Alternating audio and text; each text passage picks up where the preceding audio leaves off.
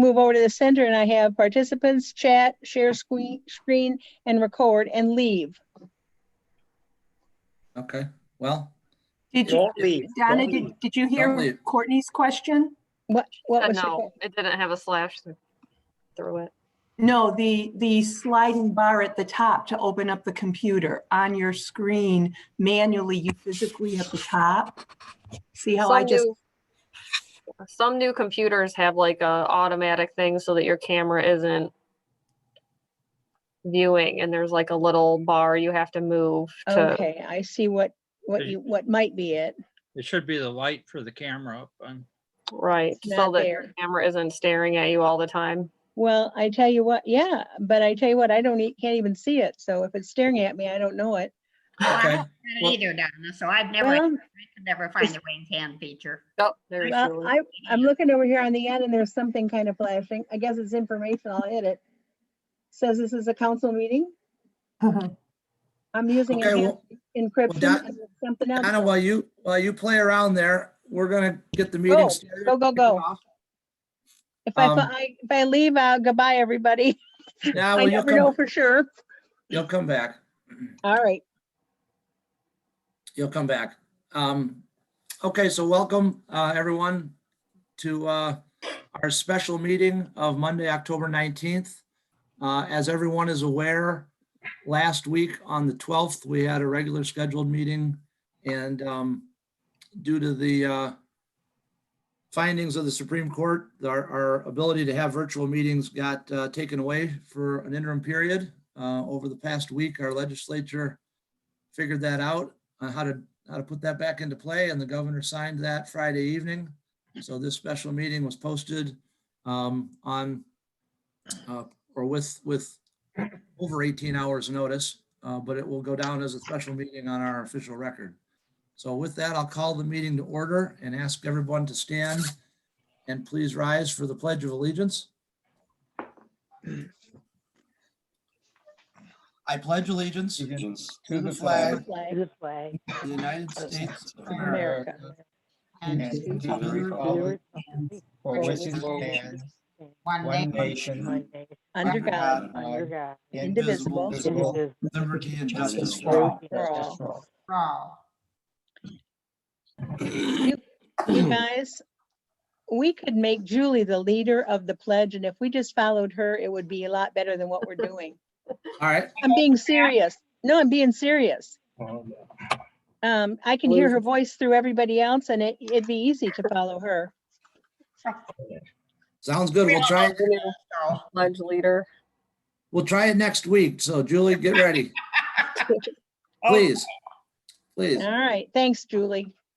you're welcome. Good suggestion.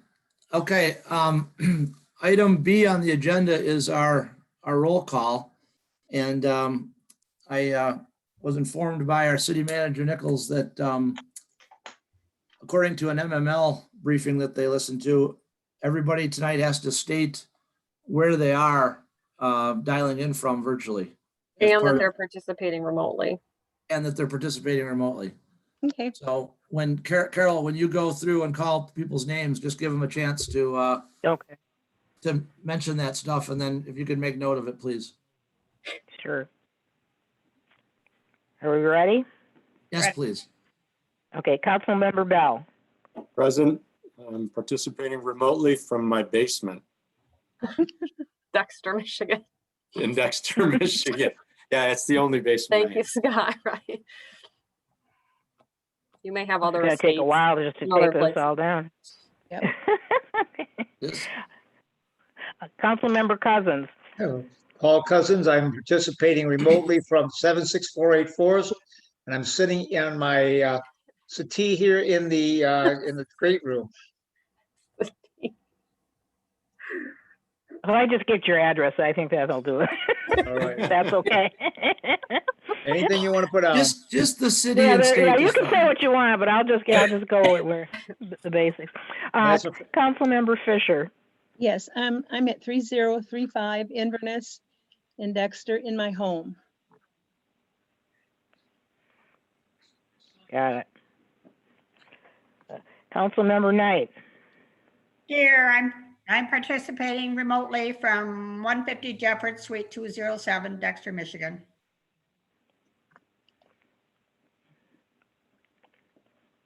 Okay. Councilmember Michelle. I am participating remotely tonight from 3325 Dover in the original plat of Dexter Village.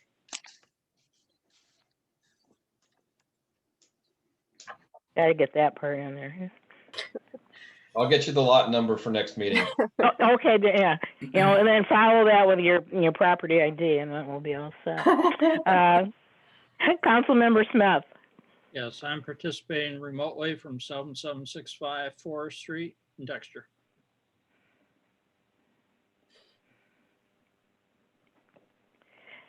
Student rep Gilbert. I'm participating remotely from Dexter, Michigan. Okay. And I did not see student rep Isabel Malik yet. Did I? Mm-mm. Okay. And Mayor Keough. Good evening. I'm participating remotely from Auburn, New York. Don, can Hey. you turn your Yeah. computer a little bit? There, that's it. There we are. Now I can see all of you. I was trying to be like my favorite council member, Michelle's there. I got you. I was just gonna go like this. It was more like Wilson from Home Improvement. Oh, there you go. Half the face. Got it. Okay. Got it. And for our recording secretary, I'm in the western half of lot 7 of block 8. Thank you. I had a feeling you were gonna look that up. Nicely done. Okay, we're down to item C, approval of the meeting minutes from our regular city council meeting on September 28th, 2020. Jim Smith has his hand up. Yes, Jim? I'll move to approve the minutes of September 28th, 2020. I will Motion by second. Smith. Second. Okay, second by Knight. Thank you for waving your hand there. Great. You're welcome. Okay, Mr. Smith, any comments on the minutes? I have no corrections. Okay, Ms. Knight, anything to change or modify? No, I'm good, thank you. Other council members? Seeing no hands or hearing no voices. Ms. Jones, please call the vote to approve the meeting minutes. Okay, Michelle, Yes. Knight, Yes, Smith, Yes, Bell, Yes. Fisher, Yes. Cousins, Yes, Keough. Yes. Thank you. Motion carries. We did not have, even though the agenda lists that we did not have Ms. Jennifer Olmsted from Ann Arbor Spark tonight. We will ask her to attend a future meeting to cover that item. So we're down to item E, which is approval of the agenda. And just to clean up, if I can ask, I see Jim Smith has his hand up, but to clean up, we do not need item L2 this evening, which was the setting of the public hearing for property to DDA. So if whoever makes the motion could remove that item, I'd appreciate it. Courtney will explain more under her report. I'll make the motion to approve the agenda minus the new business Hold item. Hold on, Paul, I had recognized Jim with his hand up. Oh, sorry. Okay, well, then I'll second it. Donna has her hand up too. All right. Good one. Okay, Let me let Jim make the motion, and then we can go from there. right. The first thing I'd like to make some amendments to the agenda. Under I7, I would like us to remove both of the council member reports. Looking at Zach's information, it would be more appropriate under communications, as council has not requested his visits to the various fire stations and shouldn't be presented as a report back to council. Paul's information is a council document of record, not a report from an individual council member. Having it appear once as a reminder was fine. However, repeating it every meeting is not necessary. Under new business, I'd like to remove L1. At this time, it's not needed as the interlocal agreement is intact and the Dexter station is designated as the main station. I'd like to remove L2 as requested and remove L6 from tonight's agenda and place it on the agenda for October 26, 2020. Okay, so motion by Smith to approve the agenda with the removal of I7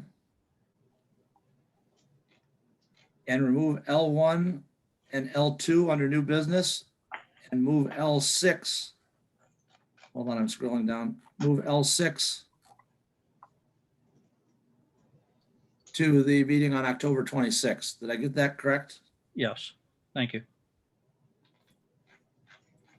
Okay. You're welcome. Okay, Ms. Fisher, your hand's up. Yes, I'll second unless Paul wanted to second. No, I don't want to second it. Not knowing Okay. all that stuff. Okay, I'll do it then. Okay. All right. So motion by Smith, second by Ms. Fisher. Any discussion? Yes. Hey, Mr. Michelle's. I guess my first question is, I'm going to call it the Smith rule. Are we as council members and mayor then only going to be allowed in the future to report on things that council has requested us to report on? Because that hasn't been practice ever in any of the mayor's reports in the past 5 years or any of ours. And I think that that's an incredible precedent to pull out of thin air like that. So I don't think pulling out information that council members have put because we haven't requested them to go out and report on it is not appropriate. And so I will be voting against this agenda.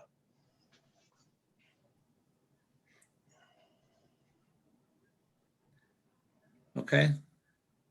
Mr. Smith, any comment or question or back or no? Okay. Other council member discussion? I guess, are we going to pull the parts of the mayor report that we didn't specifically request him to report to us on as well, using the Smith rule? I think that's, this is Paul. I think that's a rhetorical question. I just don't understand why Mr. Smith did not have the courtesy to call me as a council member or Zach as a council member to inform me that he's going to do this. These are individual decisions that we have an opportunity to make as individual citizens and as individual council people. And for us to be stifled like this because he doesn't want to deal with it, to me is abhorrent and doesn't make any sense at all. First of all, when I put that in and it reminded people, which he said it was okay for one, that was in response to something that the mayor had said that I thought was in conflict with that process we have as a rule for council behavior. And subsequently, since then, he has done that a number of times. And I called him the last time on it, and he explained why he did it, but that didn't stop him from doing it this time. And so until that is stopped, I will continue to remind every time the mayor or anyone else that violates that they violate that order, that decision that we made as a council member for council rules. And to leave it out now is, in my opinion, a stifling of freedom of speech. And I'm disappointed in you, Jim, that you would do that and that you didn't talk to me first and to indicate to me that you were going to do it. Ms. Fisher, you have your hand up? I do. I don't think that this stops anybody from communicating. I think he moved it from the section that it was in. And quite frankly, sometimes this stuff feels to me like I'm in some kind of a battle between personalities, and I don't want to referee anybody. I just want to come to the council meeting, do what I need to do, be informed. And so I don't mind this at all, because like I said, it seems to me like the issue is between Sean and a couple of you, or maybe more that haven't spoken, but I think that's better handled in private. I I'm move done. to. I don't mean to offend anybody. I'm done. I move to strike portion of the mayor's report titled New Business Item L1 and council members' report on September 28, 2020 mayor report from the report section and place it in the communication section.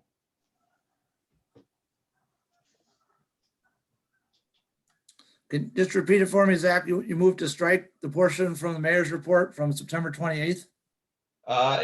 It's the section titled New Business Item L-1 and council member reports on my September 28th, 2020 mayor report.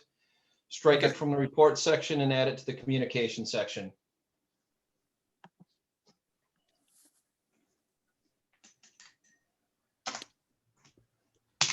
Okay, is there a second for that?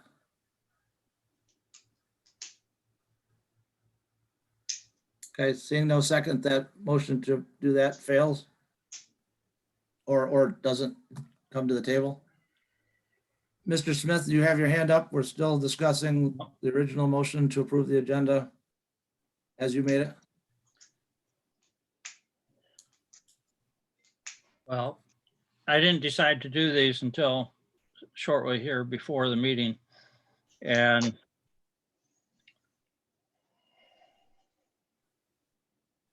I, welcome the information from Zach about the fire stations. I just feel that it's be more appropriate either to send it to us individually in an email or to put it under communications for us to read. As it appears in the council member report, I believe it gives the appearance of something that Councilmember Michelle has been asked to do and is reporting back to council on. There's nothing, I'm not, not against Zach going out and getting this information. I actually appreciate the information, but I just don't feel that's the intent of our council member reports. And I still feel that the council rules are a document of record and are not an individual report and do not need to keep appearing every meeting.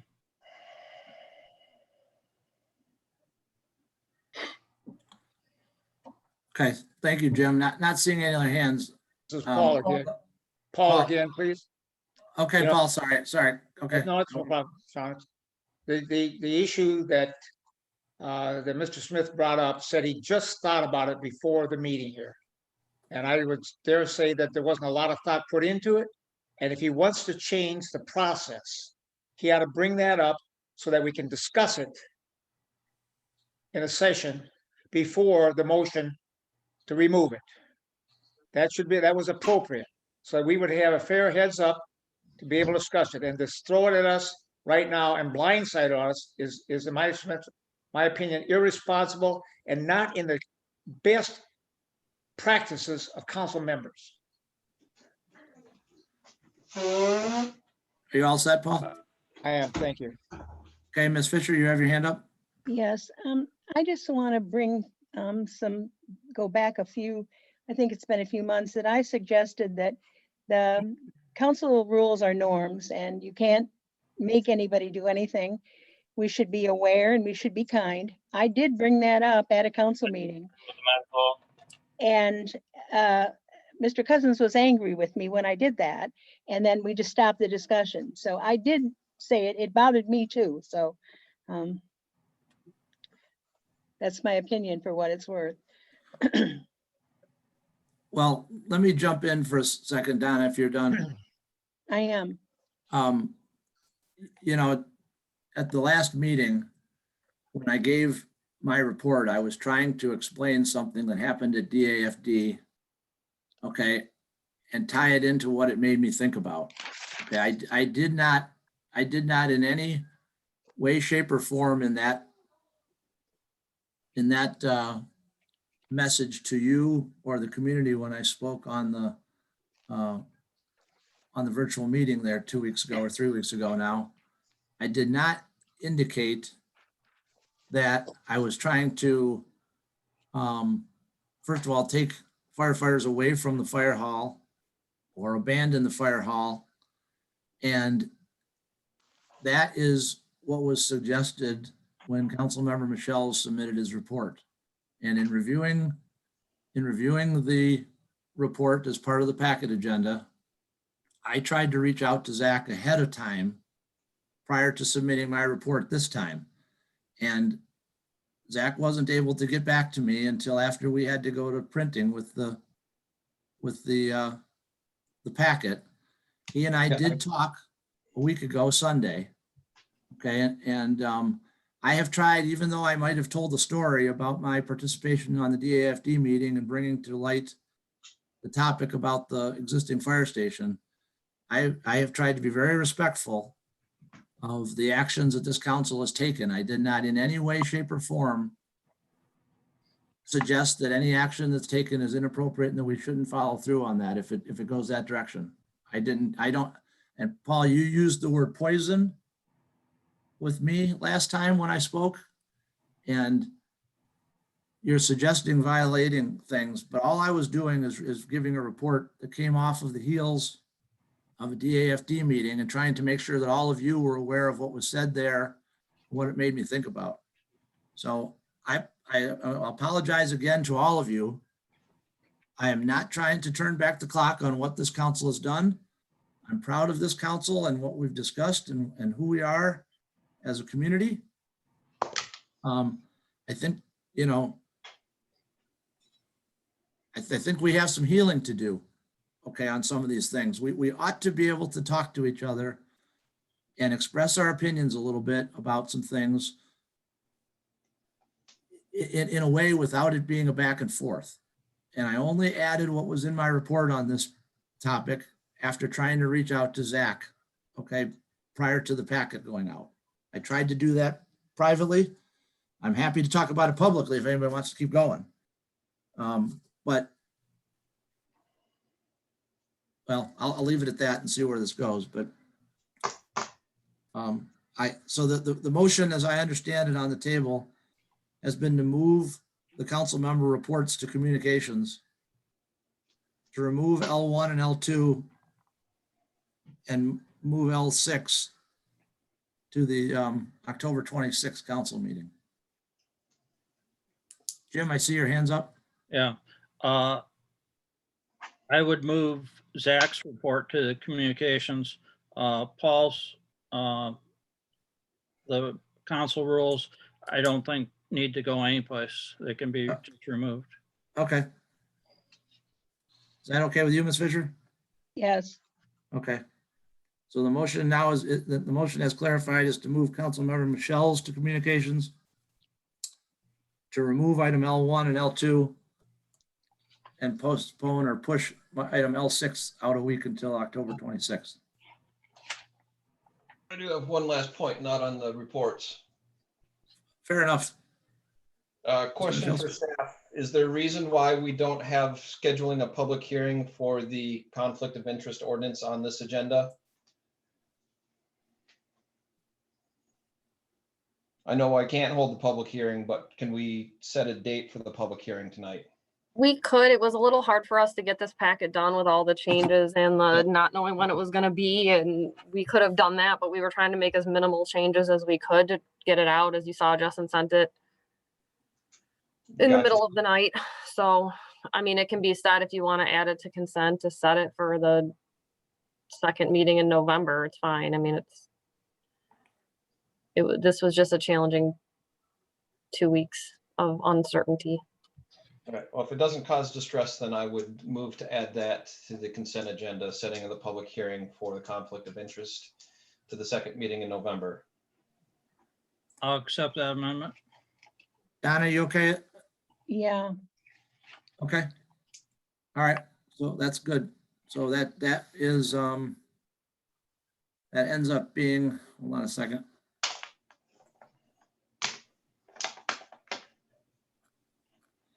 So that will be J5. Then we'll be setting a public hearing for, what's the date then? The 23rd? Yeah. For setting public hearing for November 23rd for the conflict of interest ordinance. Right. Okay. All right. Excellent. Which is the same as if we would have done it on the 26th. We would have set it for the 23rd. Yep. Okay. No problem. We'll take care of it. Okay, Ms. Jones? Can you Yes. please call the roll or the vote? Yes. Bell, Yes. Cousins, No. Michelle, Nope. Smith, Yes. Fisher, Yes. Knight, No.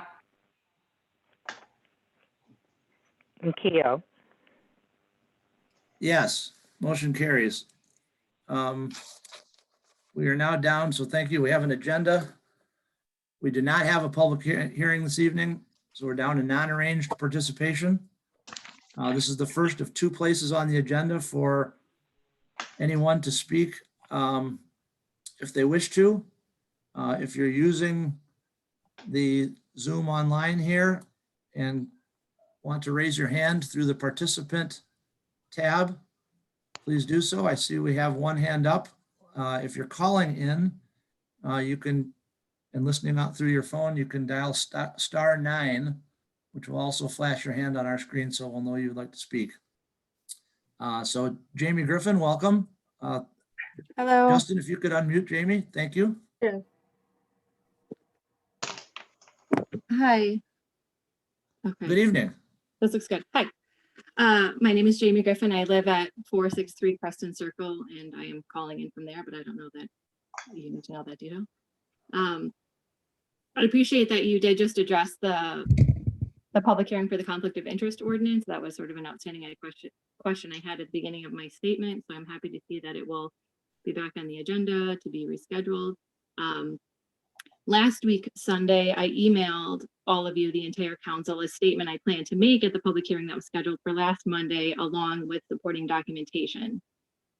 And because I haven't heard back from anybody regarding that statement, I'm here tonight to formally read that statement into the record and to ask for your response. I think this might take a little bit longer than 5 minutes, but this topic is important to many people in the community, so I hope you'll bear with me on that. In October, and if anybody doesn't recall receiving the email or statement from me, please let me know. I'm happy to resend it. There's a quizzical look on your face. In October of 2018, City Manager Courtney Nichols joined the Faith in Action Board of Trustees.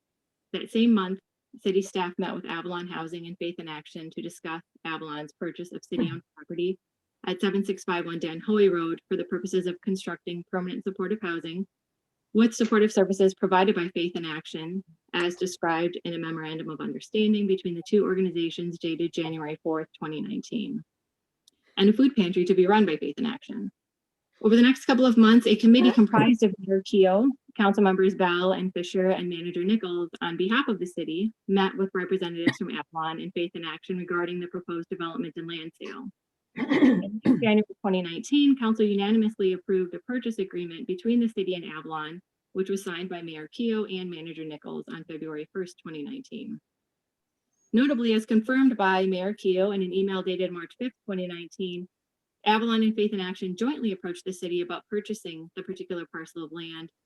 The city did not consider selling any other city-owned property to Avalon, and the city did not seek out any other potential buyers. As the proposed project developed, Manager Nichols continued to sign legal documents, prepare meeting packets, and participate in public meetings regarding the sale. After learning about Manager Nichols' involvement with Faith in Action in September of 2019, I reached out to the Michigan State University Extension Office, and after describing the circumstances was told, quote, "Something doesn't smell right." I then contacted Manager Nichols via email, writing, quote, "Regarding the proposed partnership between Avalon Housing and Faith in Action, and your roles as city manager and Faith in Action board member, I'm wondering whether you consider your participation in this discussion and deal, for example, your signatures on legal documents, preparation of meeting packets, and participation in council meetings and public hearings, to be a conflict of interest."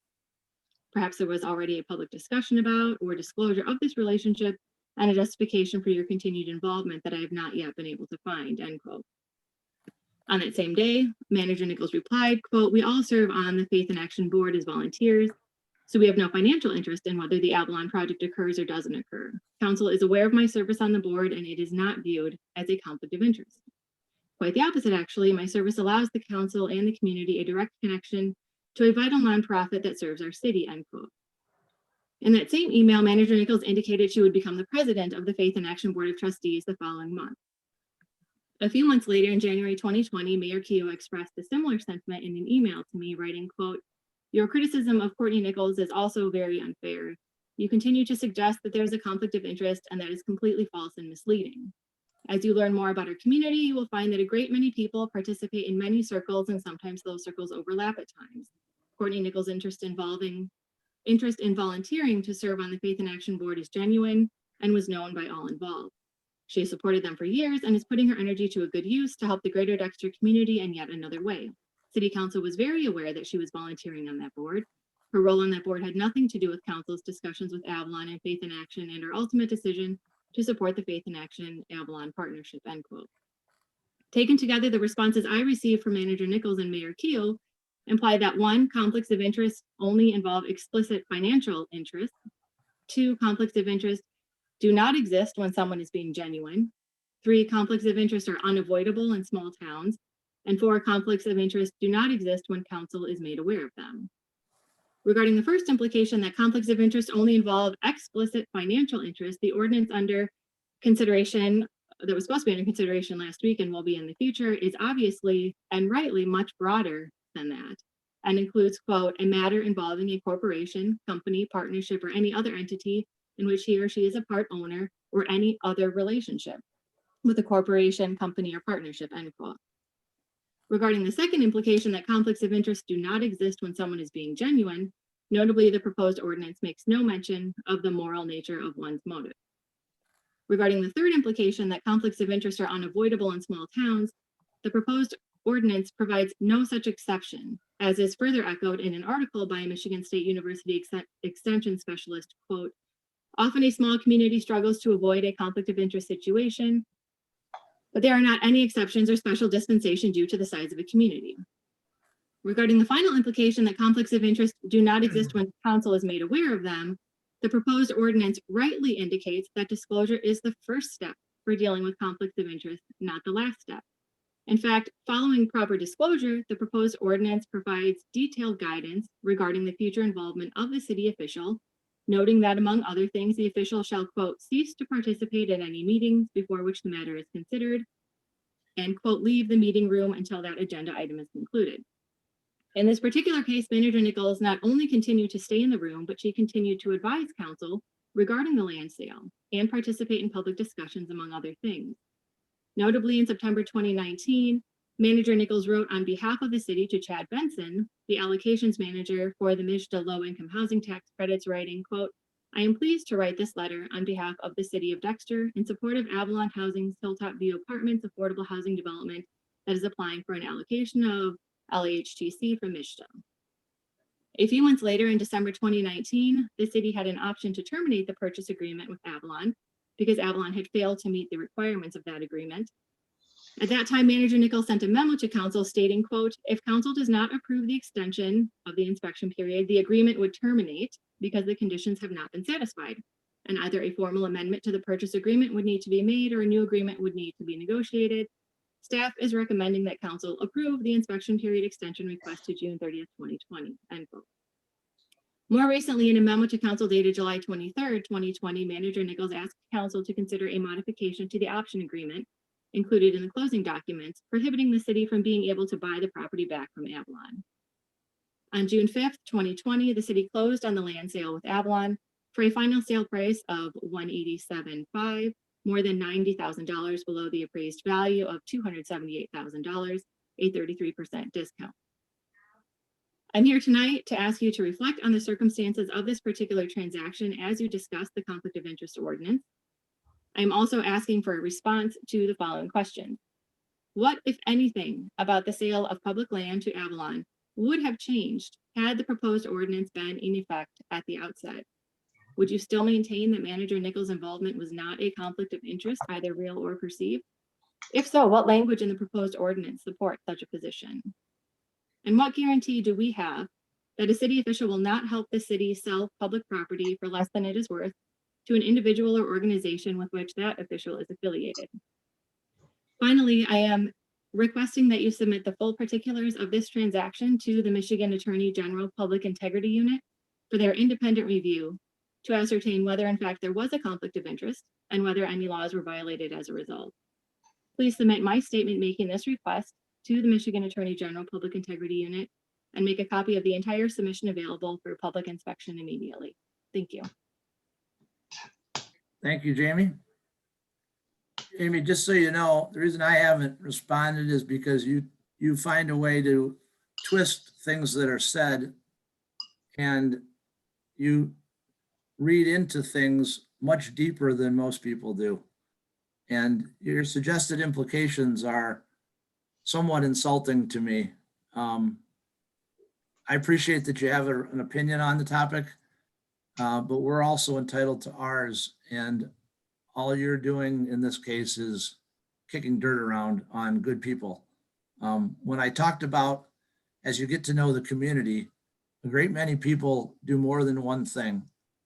And it was very well known to this council that our city manager was involved in Faith in Action, and nobody had a problem with what she was doing or the role she was playing in either case. So I know that you are trying. I appreciate that, but that doesn't mean there's not a conflict of interest. Jamie, excuse me, you had your 5 minutes or 6, whatever it was. I'm just responding to you a little bit and letting you know why I haven't responded.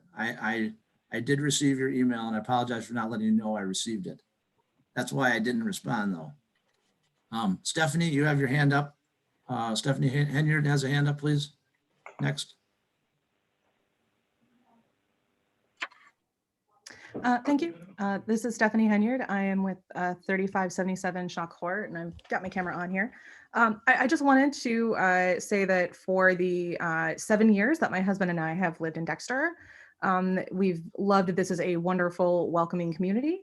And we have always been impressed by the professionalism of council and city staff, and that I have no qualms about any of the actions, that council or staff taken. And I just wanted to voice my full support. I also want to put a note. I know that this is a bit of an unusual meeting because of the recent changes with the executive orders, well, the governor's orders. But I would love to request that at the point that in-person meetings resume, that there be some kind of Zoom option, because this has been a wonderful way for my husband and I to become more involved with civics. Thank you. Thank you, Stephanie. Sean, this is Paul. Could Stephanie give her address again, please? I missed that. Oh, sure. Stephanie, would you jump back in and give your address, please? Justin, if you could help with that. Sure. 3577 Shaw Court. Thank you. Okay, we have one more, Cole Miller. Justin, if you could unmute Cole, please. Welcome, Cole. Hi, evening, everybody. Thanks, Cole. Thanks. I'm just gonna have some notes in front of me. First, I want to say thank you to Courtney for her work benefiting Dexter over these many years.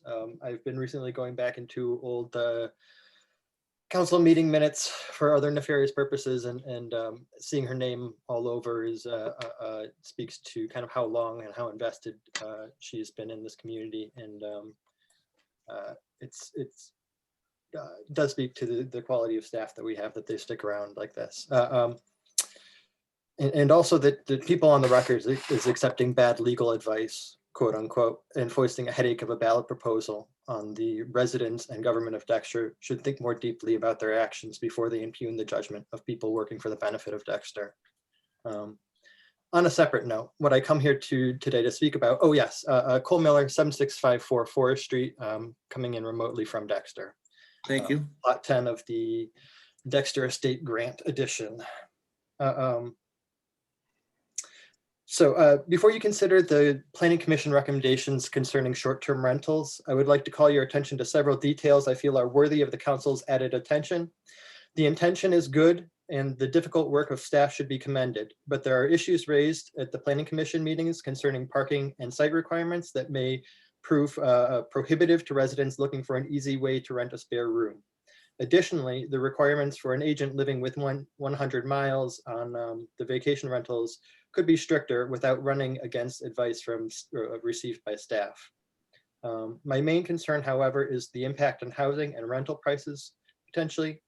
Harvard Business Review has an article from April 2019 with the simple and straightforward headline: "When Airbnb listings in a city increase, so do rent prices." The hazard comes from taking properties off the market to use as short-term rentals, thereby limiting the housing supply without adding any additional homeowners. We would like to make it possible and convenient for older residents to continue live in homes they've created and rent out spare rooms but we don't want negative consequences. What we would like to avoid is a situation that does damage to the community. What we should prevent is providing a way to game the system and take advantage of the city to run an unlicensed hotel. If we want to enable people to make an entire house a short-term rental, that is a hotel in all but name. And here I'm speaking about the vacation rental portion of, not that that's what this proposal states at the moment. There is a residency requirement, but this is the larger concern that I hope that council addresses. If you are on vacation and your house is vacant, it would also be a benefit to be able to rent out the whole house when you're not there. And I'm not saying that the answer here is easy. And of course, the policy must, in its final form, be enforceable. But I would believe acting cautiously to begin with on the vacation rentals portion of the three, the vacation rental portion specifically, acting cautiously there is the right path. I believe we can come up with additional safeguards to maximize residents' benefits realized by this, but allowing short-term rentals on the whole, while thinking about the long-term aspects and protecting our community against the risks. Thank you. Thank you, Cole. Justin, are you seeing any other hands up at this time? I'm not seeing any. I'm not. Okay, thank you for helping confirm. Okay, we will move down to communications. There are two communications in the packet now, officially, I guess, on the upcoming meeting list, and then the report from Member Michelle's. It's a communication. So I will speak to that since we're in the communication sections now. So as you all know, I've been visiting fire stations, usually on the way back from work, but not exclusively.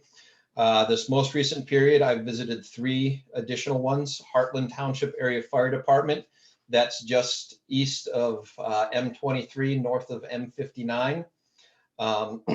It's similar to the Dexter Area Fire Department in that it covers a large area, some of it with watered, meaning hydrants, and some of it without.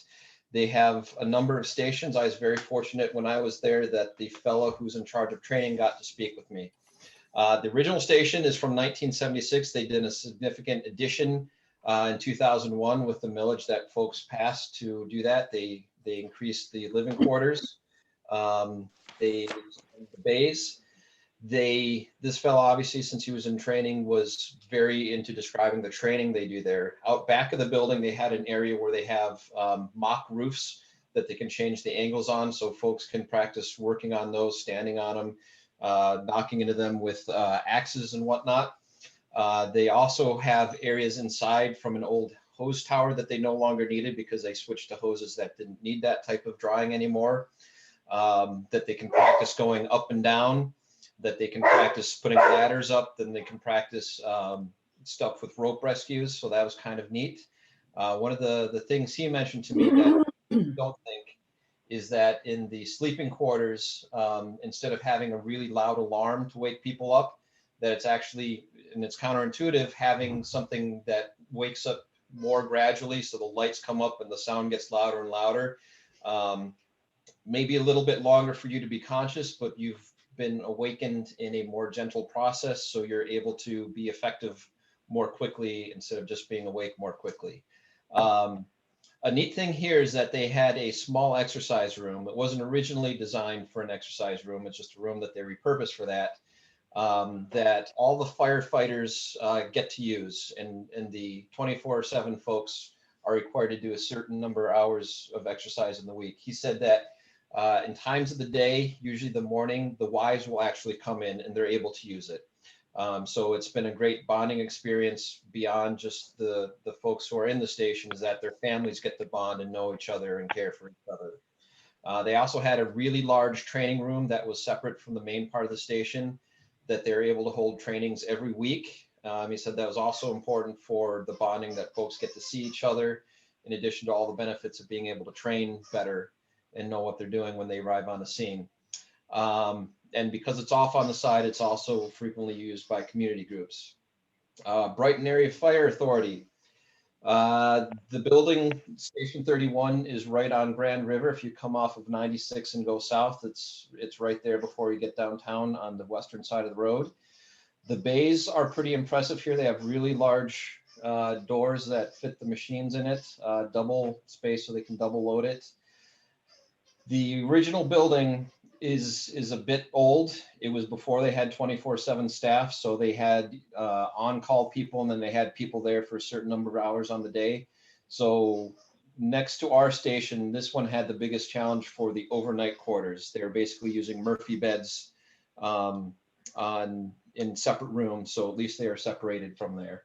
A neat thing that they did have there also was a landing area in the apron for air flight helicopters. So they have jurisdiction over I-96, and when they have big accidents, they can bring folks there and have them lifted up.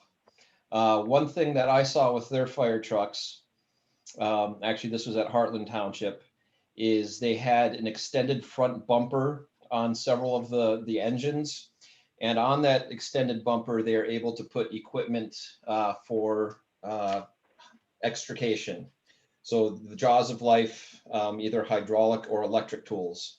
And the neat thing about that, as it was described to me, is when they come to an accident, they can park the engine behind the vehicle. So if there's still traffic on the road, that vehicle is protected and the firefighters are protected, and they have the equipment right there at the front of the engine to take. So they're not trying to monkey it around or worry about traffic or any of that stuff. It's right there. Because of the shortness of our station at present, we don't have an option to put that type of thing on the front of our trucks. So that's an important reason how the station can affect how they do their work out in the field. The Brandon Fire Township, they have 3 stations.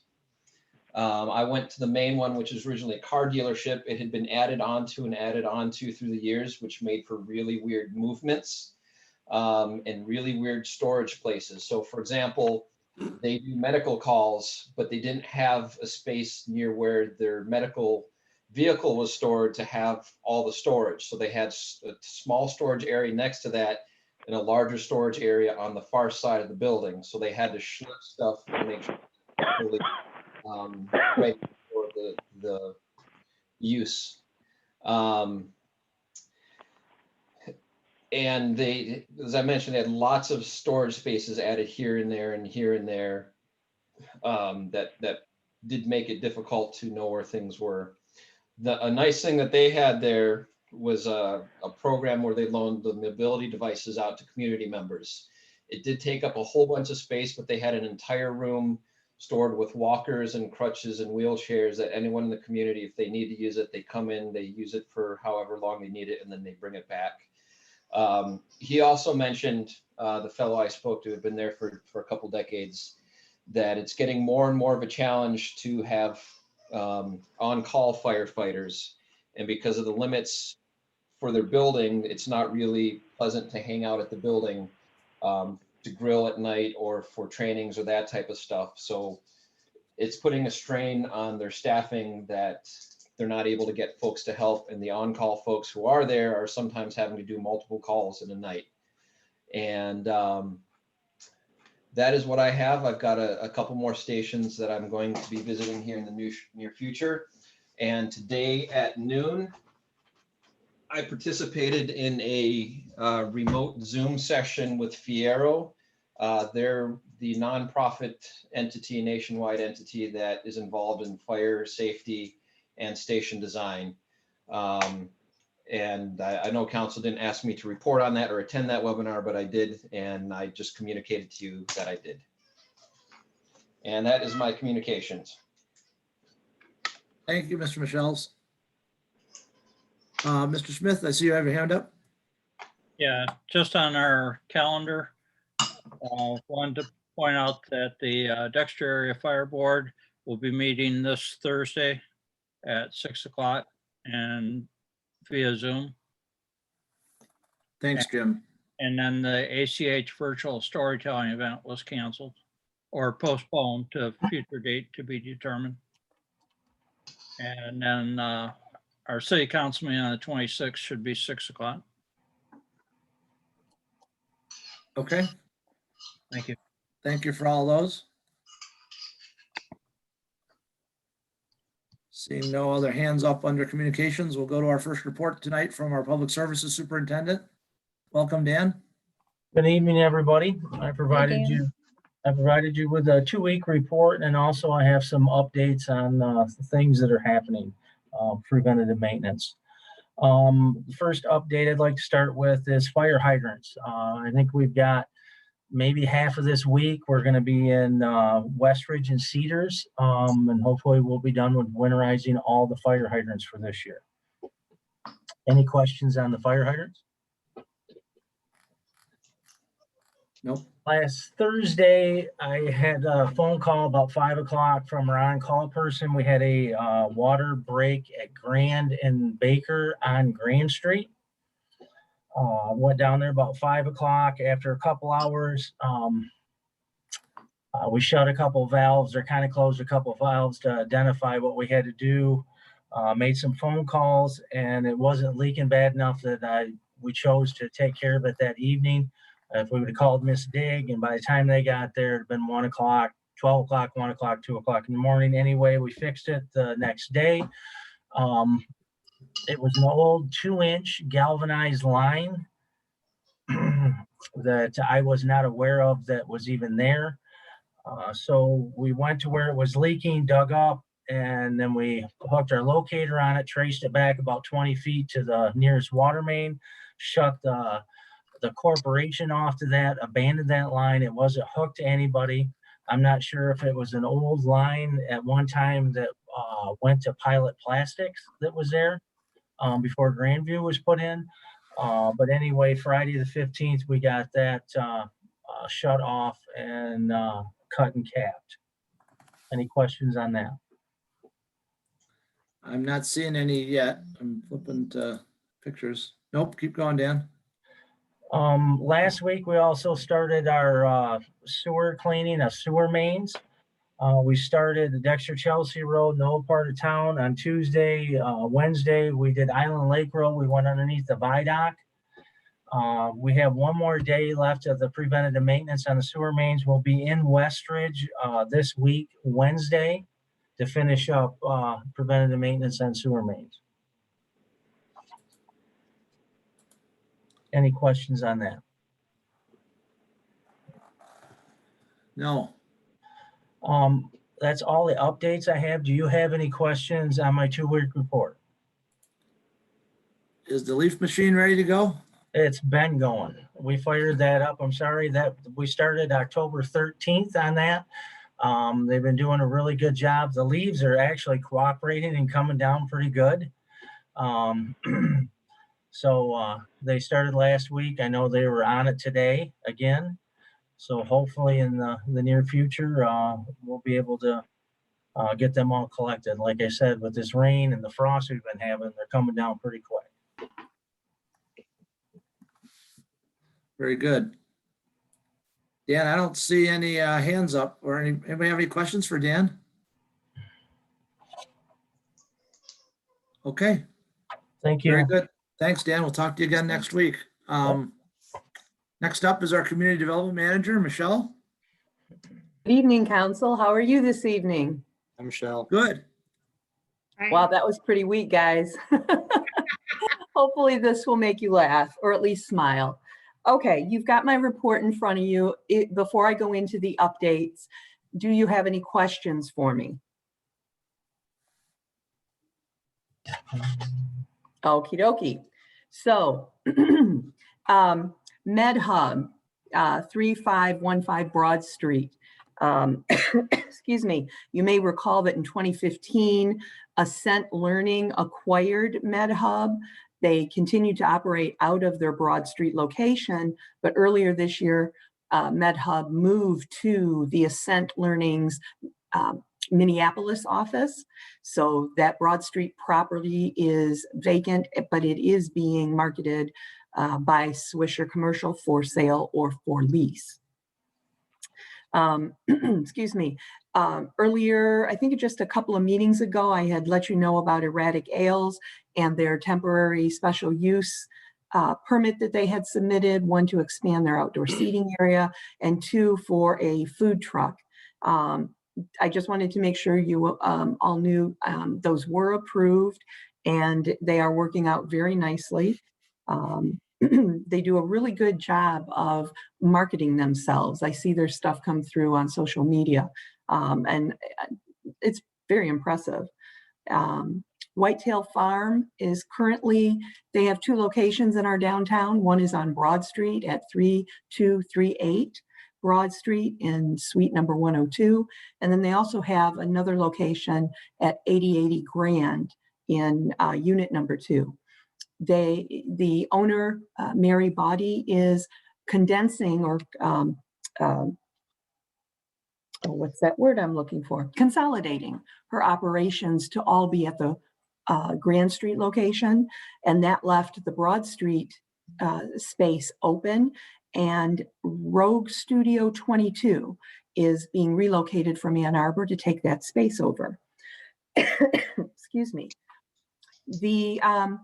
I know you've probably been waiting to find out about the red brick buildings. And for anybody that doesn't know already, they were purchased recently by Main Street Equities LLC, Mr. Brower. And that he has actually closed on that sale and taken those properties over. He started cleaning out the buildings. You may have noticed that there's a dumpster behind the red brick building or the former red brick buildings. Excuse me. He will be submitting the appropriate or the required plans for the interior remodeling. He needs a new roof for the building, and that will be coming shortly. The main floor of both buildings, he's marketing them for retail, commercial, and of course upstairs will be residential. I have not heard officially of the businesses, or I don't have confirmation on the businesses going in. I have heard through social media that one office could be the new Howard Hanna Realty office, and the other would be the Dexter Embroidery that's over on Baker Road. So we'll see if that actually comes to fruition, but it sounds like it's pretty firm. You'll also recall the 3268 Central Street building that Mr. Brower owns across the street from the Honey House. He has submitted an application for the demolition of that property. He is not proposing any new redevelopment or new building at this time, just the demolition. That's about it for right now. If you've got any other questions for me, I'm happy to take them. Michelle, is there any update on the Millennium Place and the discussions that they're having with our fire department related to the front? So I made I updated Planning Commission at their October meeting. They had a number of questions, what codes that were being cited for the requirements that are stalling this project at this particular time. And I have not yet followed through with the fire department, because in addition to the Planning Commission asking for a written codes as to what's being required, there was a recommendation from one of the planning commissioners that the applicant ask for the written document first. And I just have not had the opportunity to connect with Mr. Campbell. If he requests it, then he would give me a copy of it, I would presume, and I could share that with planning commission. If he does not intend to ask that of the chief and fire department, then I will ask the chief for it so that I've got it for the planning commission at their next meeting. Thanks, Michelle. Thank you.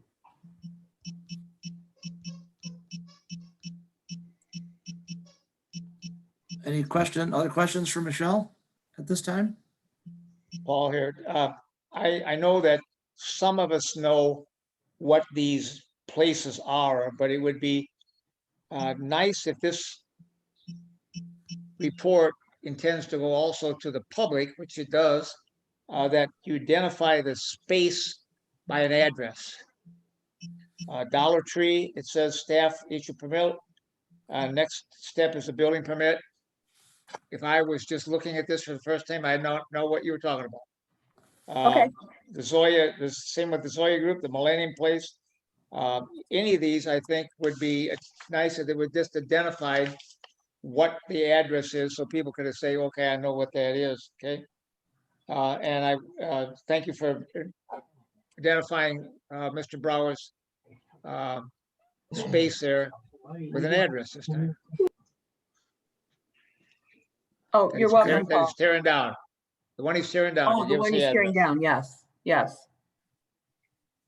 I can put addresses on the ones in the future. I know you deal with them all the time, but if this is a public place, or some of us Right. that may be getting old, can't remember, then please identify them.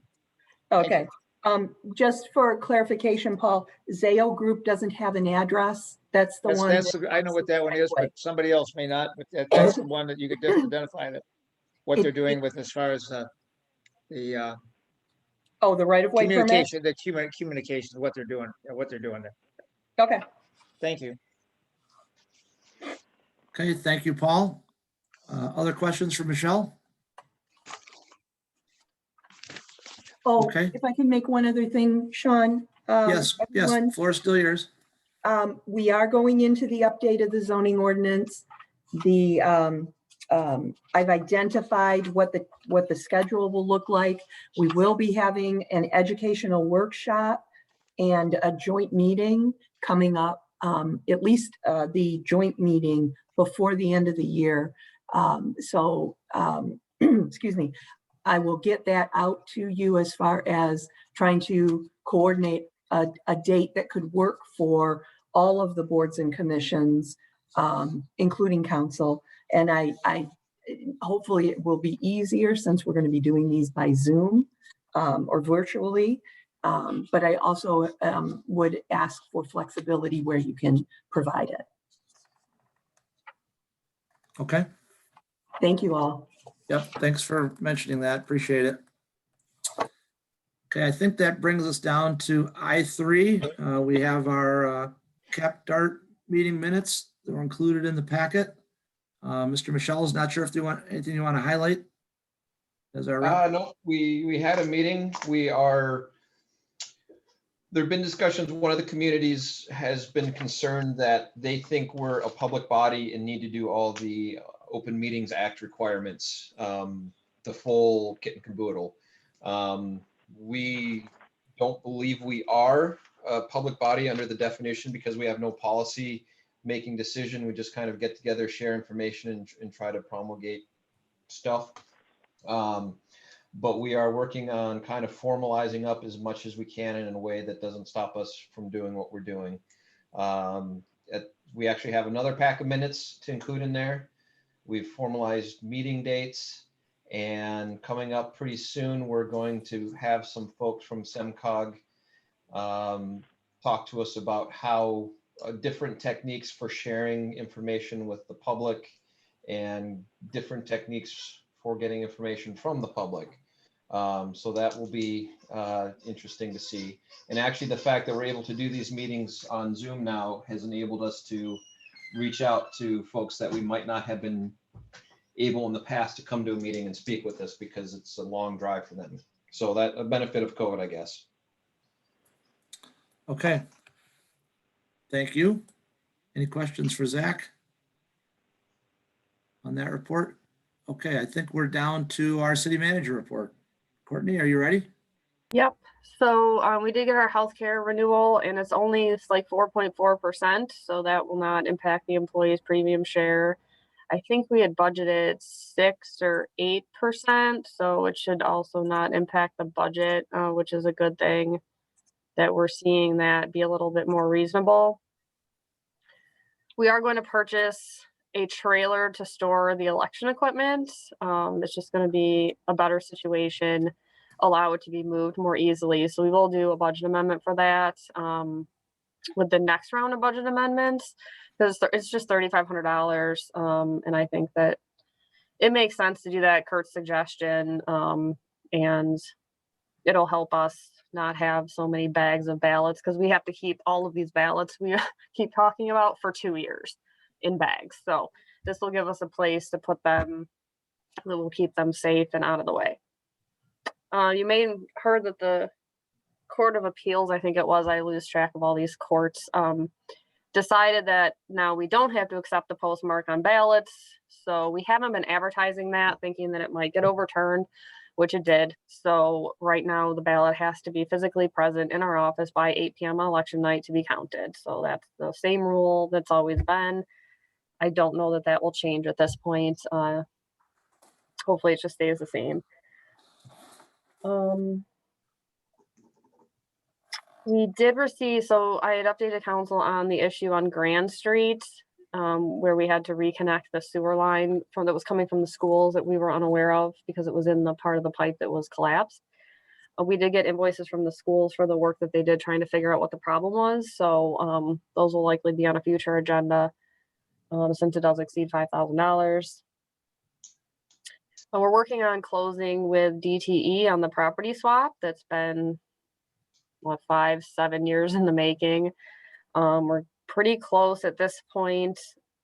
One of the things we are going to do is have the property put into the name of the DDA because they own the Tupper property, the 3045 Broad proper, the piece around the substation. Makes sense so that we can turn that all into, potentially turn that all into one parcel, or just so that the DDA has ownership of both. So they will likely become the owner of that. And then the city will be selling the Dan Hoy piece.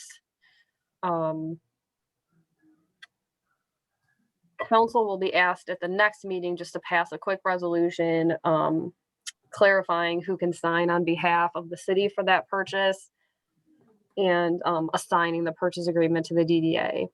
The DDA has budgeted to repay the city for the cost of the land over the next 5 years. They make their first payment this year, and that would be for the cost of the Dan Hoy land that the city is putting into this swap.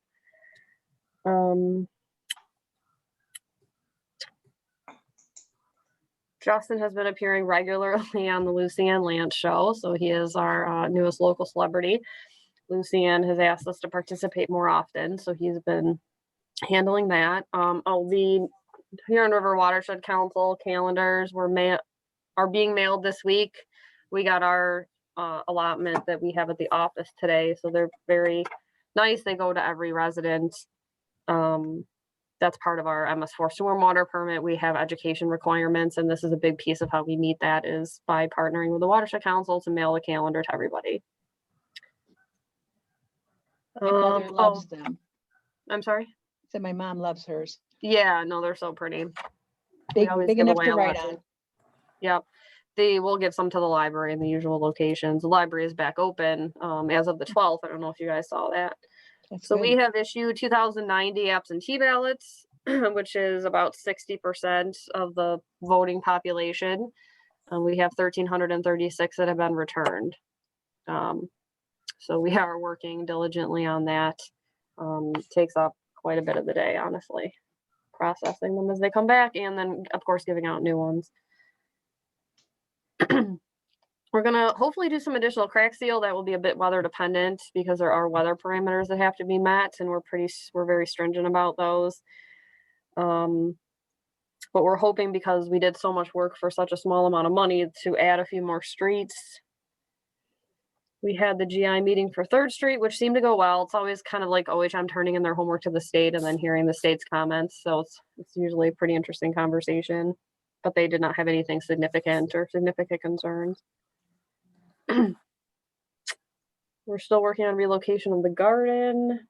Oh, and we did get a sort of a demand letter today because from Huron Commons, apparently Waste Management, they claim Waste Management spilled some hydraulic fluid in their parking lot, and now they need the entire thing to be redone at a cost of $140,000. So I have forwarded that to our insurance company and to Waste Management.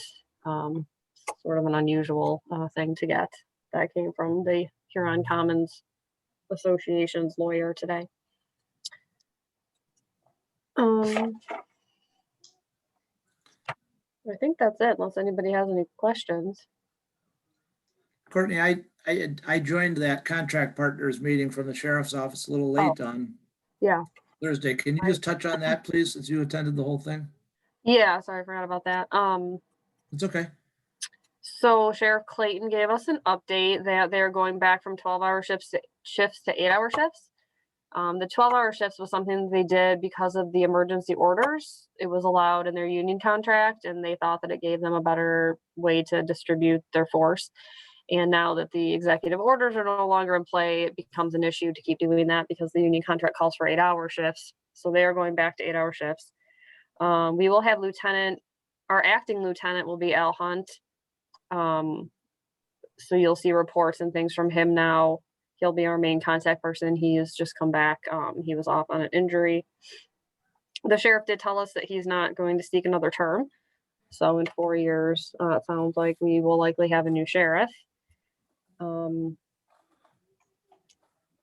But other than that, I mean, they seem to be okay. I mean, they didn't really raise too many concerns. I know they've had some unexpected, a lieutenant got called up to military service for a year. So they've had some shuffling. But it sounds like things are well in hand.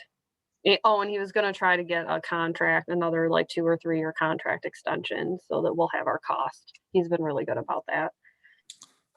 Yeah, he if I can add to that, he indicated, I think, that they had upcoming negotiations with both the Police Officers Association as well as the Command Officers Association.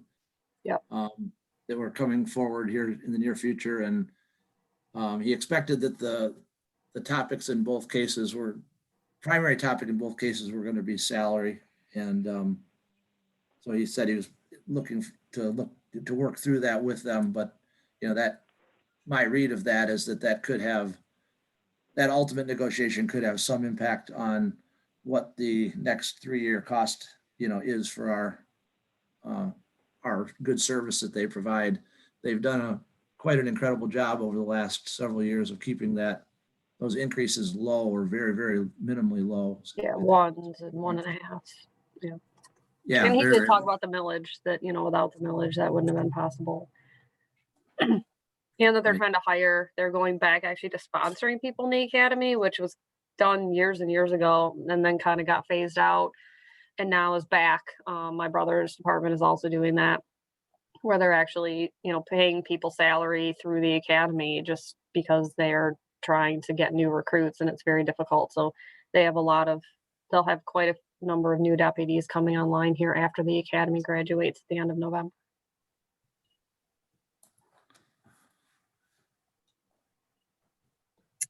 Gotcha. So any questions for Courtney?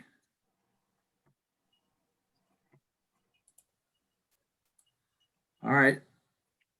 Well, you're letting her off easy. We're running out of opportunities to ask her questions. 2 more meetings. So I wanted to let you know, and this is late, obviously, in saying it at the meeting because of the cancellation, but we did have Fire Prevention Week from October 4th through the 10th. I tried to recognize that with the proclamation of support and included it here so everybody could see it. I realize it's now late by 9 days and me mentioning it, but it is in the packet. I also have on the consent agenda a recommendation to fill the Open Planning Commission position. that Scott Stewart created when he recently resigned. I'm recommending Chet Hill to fill that. So ask for your support there on the consent agenda to do that. I think I've said enough about other stuff there in the report, so I'll skip over. I want to say that we did not meet as a DDA. This past week, we were affected on the DDA meeting and the DAFD meetings by the lack of the ability to use the virtual meeting as an option.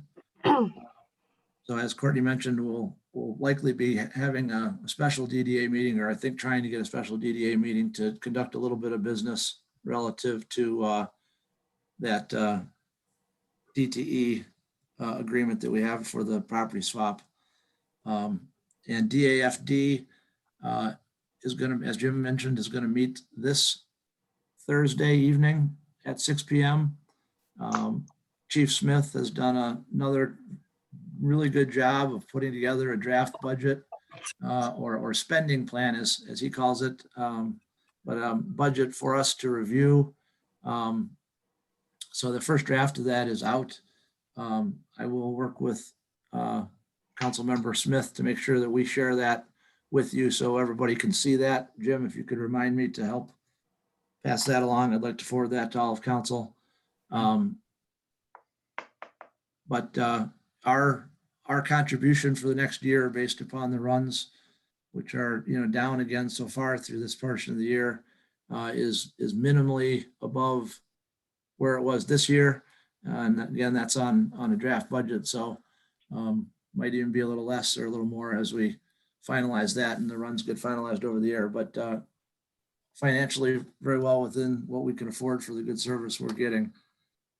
I want to just say, since this is the first public meeting that since Courtney decided to leave us and take a job with another community, I'm going to really miss having her as our city manager. She has done and continues to do a very, very good job for all of us. The amount of time that I have watched her along with all of her staff, I can't name them all, so I'm just to say everybody, they are so dedicated to what they do and to helping this community move forward. Courtney took over, as many of you on the phone or on the line may or may not know. She took over as city manager in 2014. We were still a village then. She had 7 years of assistant city manager experience, and our council brought her forward and accepted that opportunity to make her city manager. Courtney, I just want to say thanks for all the good work. Thanks for the friendship. Thanks for just the solid advice day to day and being headstrong on what's right for the community. And you knew the rules, you played by the rules, and you were honest all the way, all the time. And I just want to say thanks. So I think that's deserving of my time to say that here as part of my report. And I may say a few other things about you as we go forward. Maybe I'll even bring some stories into play and we'll have a little roasting. We'll make my mayor's report the Courtney Nichols roasting ceremony on your way out here. But Thanks, yeah, I think we have that covered. yeah, thank you for everything you're doing. So does anybody have any questions for me? We're going to be putting a packet together here again in 2 days or so, or 3 days, whatever it takes to get out for the 26th. Any questions for me on anything? I guess the question I have is, Paul, normally we have to have items that are going to be on the agenda by Monday, 4 o'clock, I believe, or 5. Is that going to be modified with this change in the agenda since we just finished, No. we'll finish this meeting in a few hours, or? No, that would have been due today at 5, Paul. I mean, but if there's something, Paul, if there's something you want to put on the agenda, just email it in. We can discuss it. And, I'm not trying to keep anything off the agenda. That's never been the goal.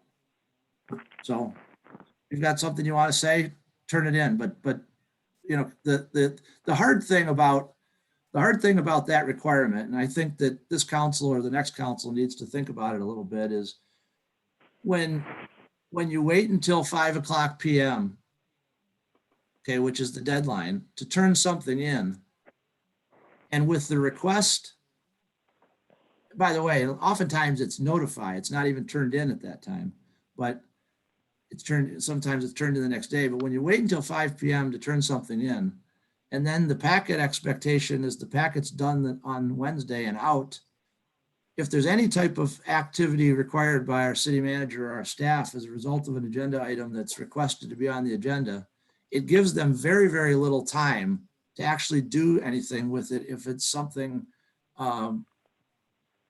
that becomes an action item or discussion item if they want to add, anyway, make it part of the agenda.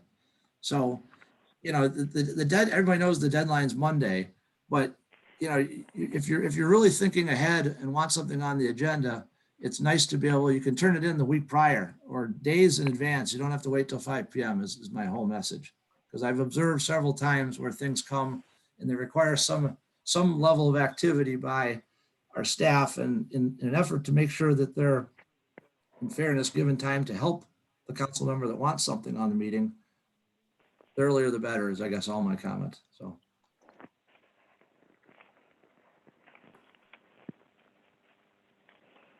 But Paul, I was expecting that the deadline was today at 5, since this is just a special meeting and we would stick with our regular schedules. But call me if you want to talk about something. I'd like to move on to consent agenda. I can read it this time, but I think we added, is it 5 that we added to set the public hearing for conflict of interest? Yes. Okay. I move we approve the 5 items listed on the consent agenda. Bills and payroll in the amount of $144,226.55. The appointment of Chet Hill to the Planning Commission.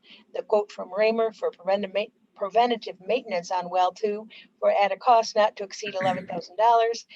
To set a public hearing on November 9th for the renewal of the lease with Hotel Hickman for 8050 Main, and to set a public hearing for same date, November 9th, November 23rd for the conflict. November 23rd, for the purpose of taking public comment on the proposed conflict of interest ordinance.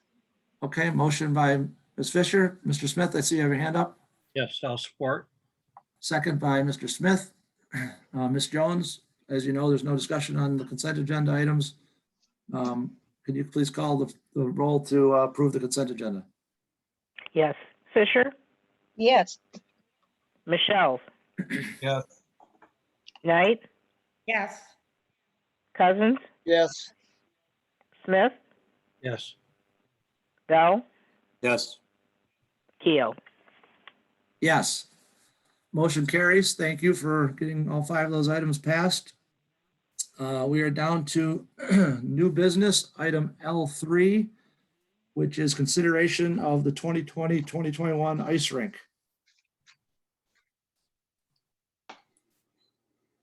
So we discussed the ice rink at the last meeting, and the last couple of years of the ice rink have been challenging, and the Parks and Recreation Commission has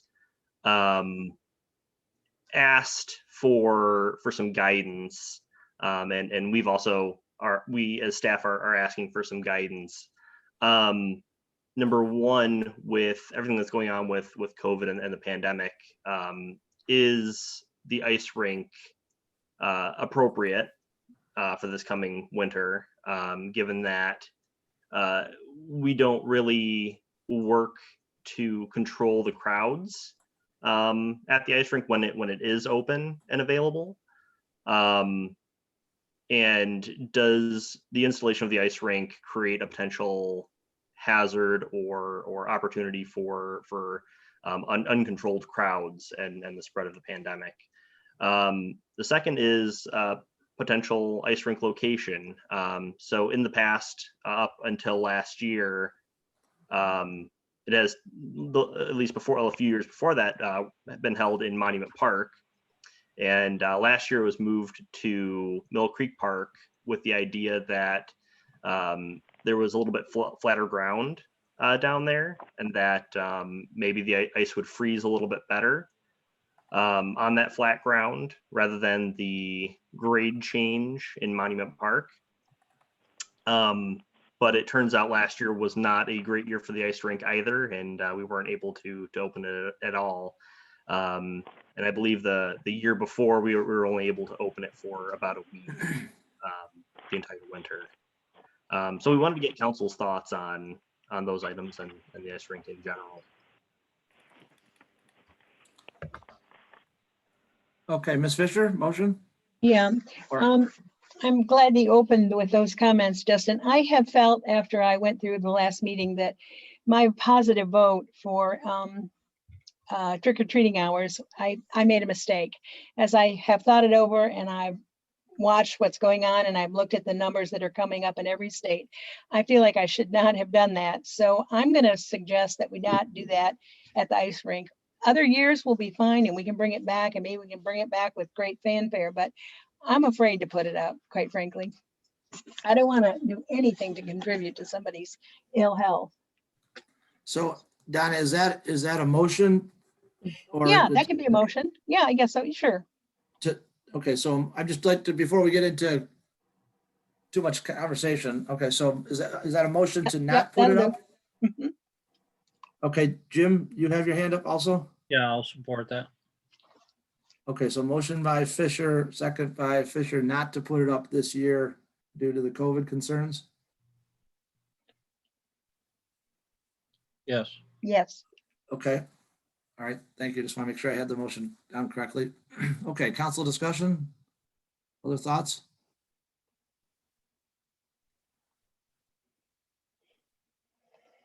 Scott Bell, I see your hand. Thanks. Just real quickly, I agree with the motion. I'll support it. And, I think that it's generally the latest order from the Department of Health and Human Services is that outdoor gatherings of up to 100 people are allowed, provided face covering is worn, and we don't have any way to police or enforce that. And so, yeah, I think it's impractical to do it this year. Okay, thank you, Scott.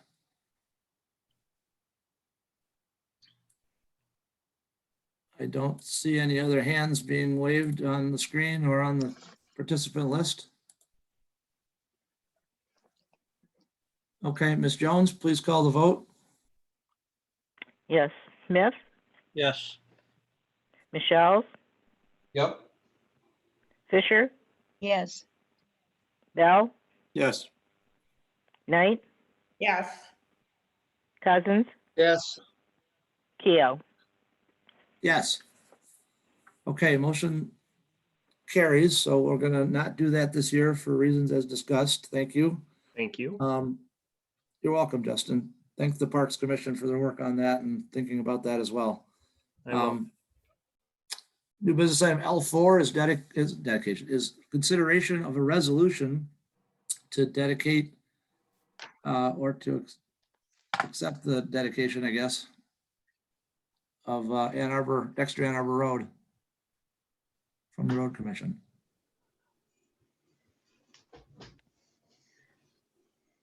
Mr. Smith, I see you have a hand up. Yes, I'll make the motion to approve the resolution on page 114 and 115 of our packet. Okay. Scott, I see you have your hand up as well.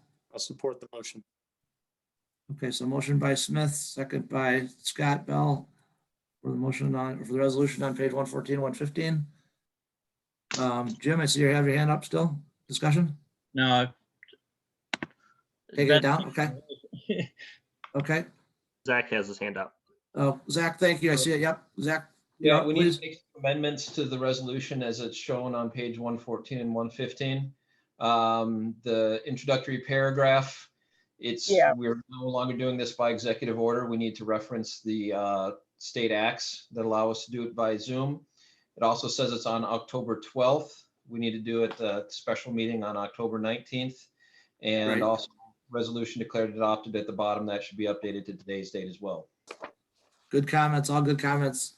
I accept those amendments. Definitely. Okay, Jim, Scott, thank you. Zach, thanks for bringing those forward. Courtney, anything to add?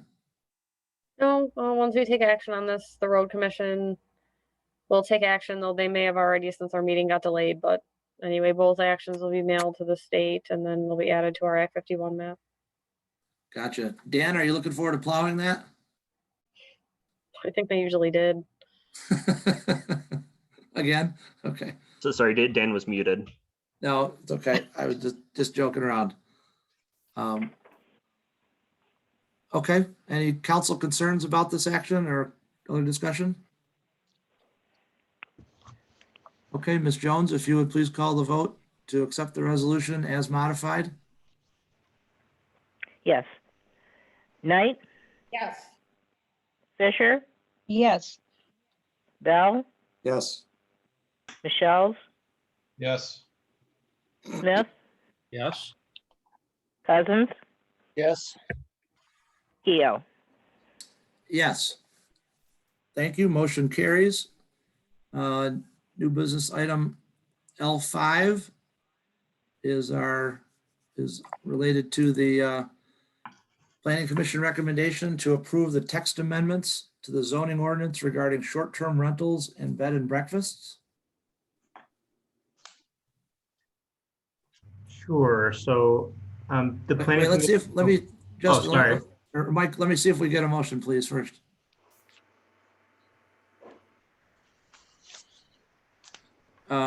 Jim, I see your hands up. Yeah, might as well. I'll make the motion on, it's at the bottom of page 121 in our packet. Okay, which is to accept the Planning Commission recommendation. Yeah. There- and I think There's three motions. And one, Yeah, there's- two, with a motion to approve. I'll second. Okay, And it also has to correct the date of our meeting here to the 19th in that motion. okay. Okay, so number 2, you said on page 122, right? I'm trying to hear what you said. Did you say it? I said the first one. Okay, all right. Just want to make sure. So item 1 on 122 then, right? Oh, I gotta read that second one now again. Second one allows for modifications. I think otherwise it's the same. It's probably the second one, because we did the, it's actually both of them, actually. The first one would be if you guys don't do any changes to it. The second one would be the one you'd use if you're going to do any modifications. Okay, I'll go for number 1 then, thank you. Okay, Thank so you. item number 1 on page 122, Yes, which matches the proposed red line amendments that are in our packet. Yes. Okay, so motion by Smith, second by Fisher. Okay, now, sorry, Mike, I cut you off, Mr. Auerbach. Oh, that's quite all right. Yes, the Planning Commission's recommended amendments to the zoning ordinance that would allow for 2 categories of short-term rentals to be permitted in the city and reclassify bed and breakfast inns from a special land use to a by right use. And I think some of well, as you may notice, it comes in the form of 2 recommendations. At the first hearing, when the commission considered recommending approval of these amendments, Commissioner Schmidt had introduced some written comments that were presented at the meeting but weren't identified at the motion. I identified in that motion to recommend approval. So the commission at their next meeting made a subsequent recommendation to include Commissioner Schmidt's comments. And so the version of the amendments in your packet include Commissioner Schmidt's comments as well in a single draft. the Planning Commission had been discussing these changes over the course of several meetings over the last year. And I'll be happy to answer any questions if anyone has any. Okay. Questions by council members? Doesn't look like Zach's hand's up. Paul, you're good, looks like, at least right now. I'm sorry. Oh. phone line. Oh, Zach, okay. Go ahead, Zach. Folks, go to page 232 of the packet. Number 15, essential public service storage yards. That appears there's a renumbering reference error that happened where 15, the first thing says you need to meet the requirements of item 15 above, and self-reference usually isn't good, so it's probably supposed to be 14 above. So I wanted to allow discussion for this, but then I wanted to postpone to next meeting so that staff can check and make sure that all of the references in this and references in other sections of the ordinance to these are accurate.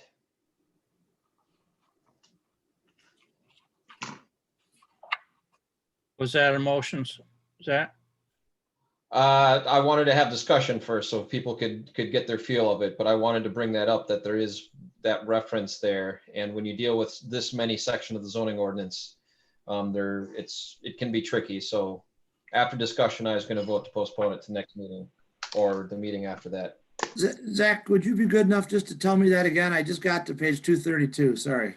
All right, yeah, there's a cheat. If you go to the top of your PDF, you can type the page number and we'll get you there right away. Yeah, So, okay, sorry. New item 15, which was currently item 16. Yep. Labeled essential public service storage yards. Item A of things you need to do is meet the requirements of item 15 above. But that is item 15, so that's obviously a reference ghost. It's supposed to be item 14 above, I would presume, because old item 15 is up above and renumbered as 14. Okay. So that would need to be corrected.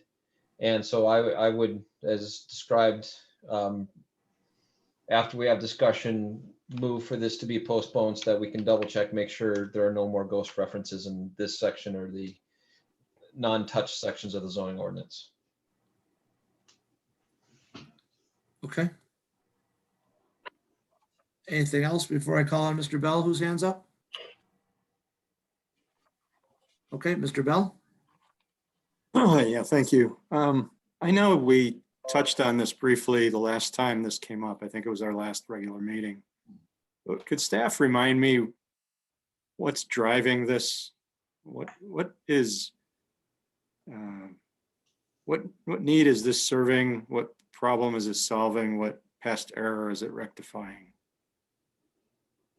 Sure. So about a year ago, staff brought it to the Planning Commission's attention that we'd observed some short-term rental activity in the city, relatively little compared to other communities. I think we identified about 6 over the course of 2018 to 2019. But the issue was that in our zoning ordinance, there's a definition for short-term rentals, but no other provisions about where and how they can be permitted. And so it was sort of difficult to administer in terms of trying to explain to people that effectively the activity wasn't permitted unless they wanted to apply for a bed and breakfast special land use approval, which was the closest similar use that we have in the ordinance. And so we put the question to the Planning Commission if they wanted to explore adding more specifics about short-term rentals, just to add clarity in the ordinance, which they were interested in doing. So. Okay. And so where did vacation rentals come from? Because that seems like it's separate from what you're describing, and it's related, but I have some issues with that category, and I'm not sure that, I'm sorry, my question is, where did that come from? Why does it appear in here now? So in starting the discussion about how to draft these amendments, the commission reviewed generally the different characteristics of short-term rentals, and that just to begin to understand how they can vary in terms of their operations. And one of the key distinctions is that whether or not it's a short-term rental that someone is operating out of their residence where they live but may rent it out from time to time, versus what we call a vacation rental, which is dedicated exclusively for use as a short-term rental. And that was a distinction that the commission raised the most concerns about. I think most of the discussion had to do with potential nuisance issues that could come with a dwelling that's exclusively used as a short-term rental. So they wanted to, they thought the special land use category would be more appropriate for that kind of use. So let me just make a comment then. I have a problem with this category because of the lack of residency requirement. In my observation in the community of long-term residential rentals, single-family dwellings that are rented on a long-term basis by an absentee owner, non-resident owner, that there's a much lower level of interest on the part of the owner in maintaining the property, at least aesthetically. And that is a fact that I have observed occur. And my fear is that we're allowing more of that to occur with these short-term rental with non-resident requirements. So if this category wasn't included, I'd probably support this ordinance tonight, but I'm not going to. Thank you. Scott, if I could address your comment real quick. I completely agree. There is a pattern of behavior with absentee landlords. The difference with this particular ordinance in vacation rentals is the unlike regular long-term rentals, somebody renting an apartment on a longer term basis, they don't have to come in for site plan review, much less special land use review. The vacation rentals, as this ordinance is rented, they have to come through for special land use approval with a full site plan that goes to both Planning Commission and City Council. And then having that dedicated responsible agent, the Planning Commission is baked in the necessary, what's the word I'm looking for? Controls, if you will, to ensure that you wouldn't have that absentee landlord situation like you have with long-term rentals. So they have to appear before Commission, Michelle, when they initiate the practice of renting the property. When they become a vacation rental property. Correct. One time, right? In the beginning, correct. They have to go through that whole process. So it's at the not very an beginning, inexpensive process. So no. But my point is, at the outset of the process, there's a great deal of oversight. And once the special land use has been granted, what then? So that's where, you know, how you're looking at the rental inspection ordinance, that 2 to 3 year rental inspection, these fall under that. So that's the other safety net, if you will, to ensure you don't have that absentee situation. But the inspection has to do with the health and safety of occupants, not aesthetics, correct? It's property maintenance as well. I guess I'd have to go back and look at that.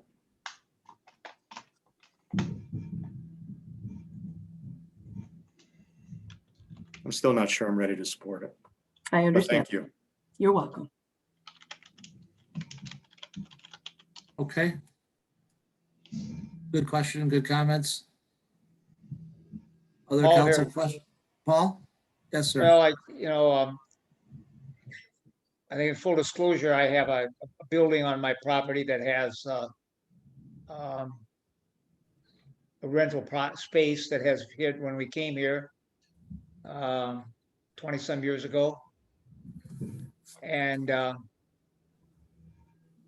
I think that what's going to happen with people like myself or others is that it's just going to be too expensive to match what we need to do to continue this process. There's so many variables that happen in the rental area. For instance, my water is connected directly to the water of the rental. So when I pay the water bill for myself, I pay it for them as well. The electricity is the same way. Now that all came about before I, bought the property. So how do we determine that? Do I go back and calculate the difference of 1 month into another month of what they use, or do I throw a lump sum in? It's very difficult when you have this thing. And it seems to me like we are, when I looked at this, I couldn't believe how big it was for an issue that I don't think is that important. I shouldn't say important, that I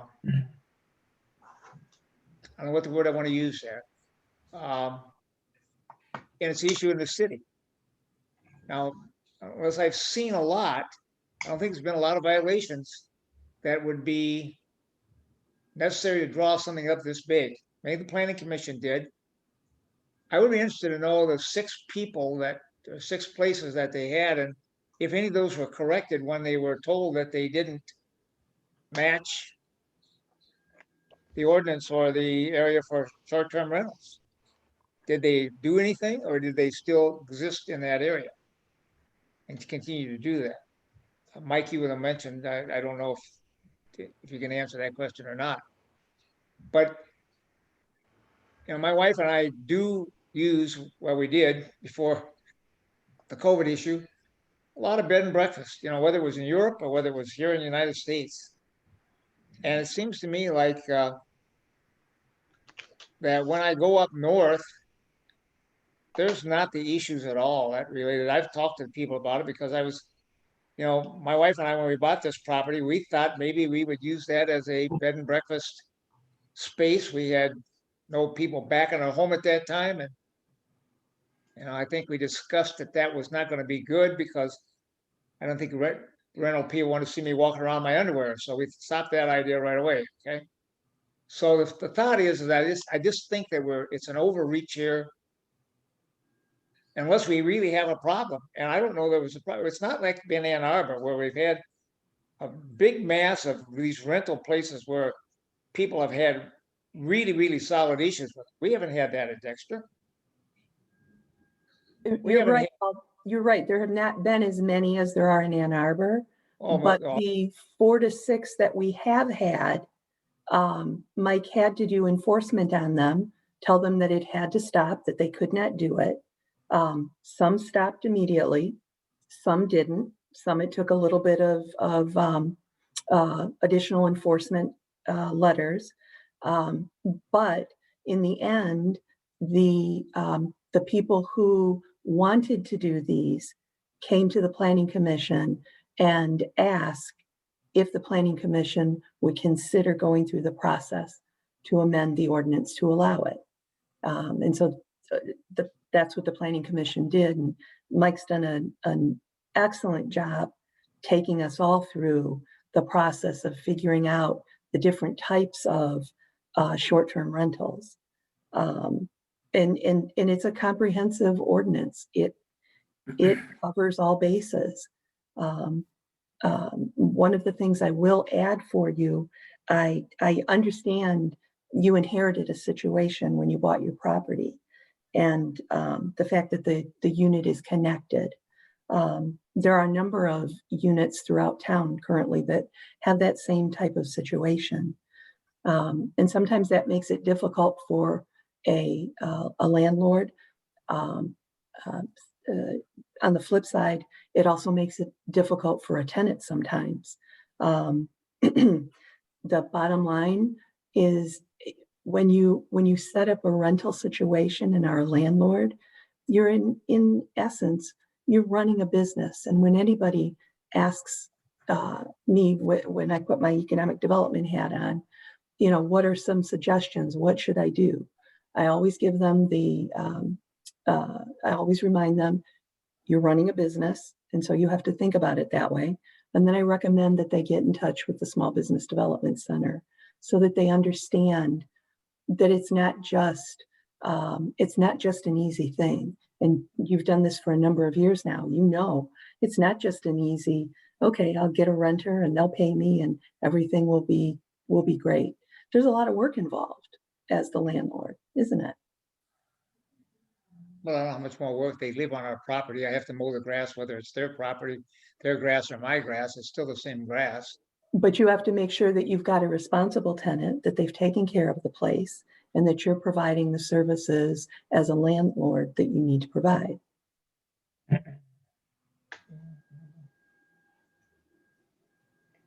Ms. Fisher has her hand up if.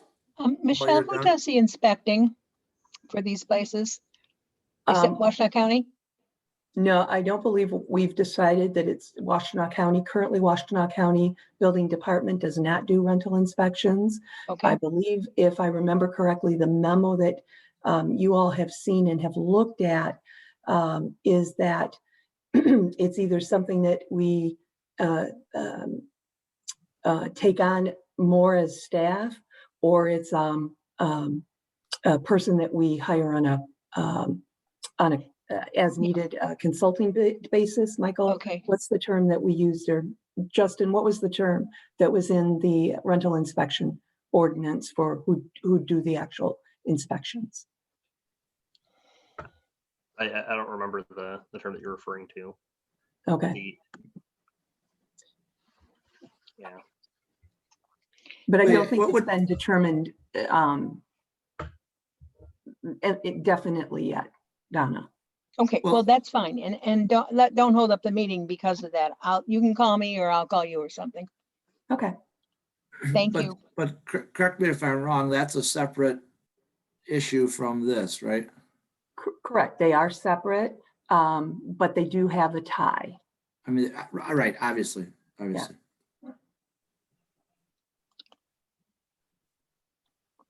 Okay. Zach, I don't want to, I didn't pass by you. You wanted to let the discussion ensue, I think. Yep, I moved to postpone to, for staff, what would be a good time for you to check on all this? I'll second. First meeting in November? We could do the first meeting in November. Mike, Okay, first would that meeting. work? Sure, yeah.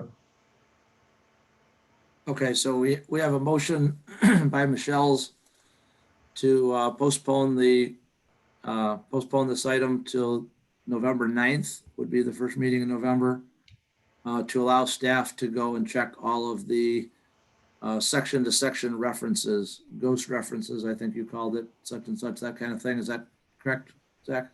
Call it ghost references, yes. Okay, and then this second by Ms. Fisher, did I hear that correctly? Yes, you did. Okay. Ms. Jones, did you get that motion down? Yes. Okay. Does that Thank you. replace Mr. Smith's motion now?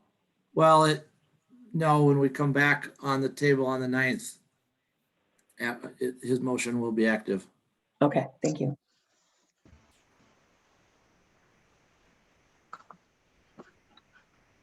Okay. Ms. Jones, please call the vote to postpone. Yes. Cousins, Yes. Knight, Yes. Yes. Bell, Fisher, Yes. Michelle, Yes. Smith, Yes. Keo. Yes. Okay, item has been postponed. We're now down to new business item L7 on page 4, consideration of city office meeting room space.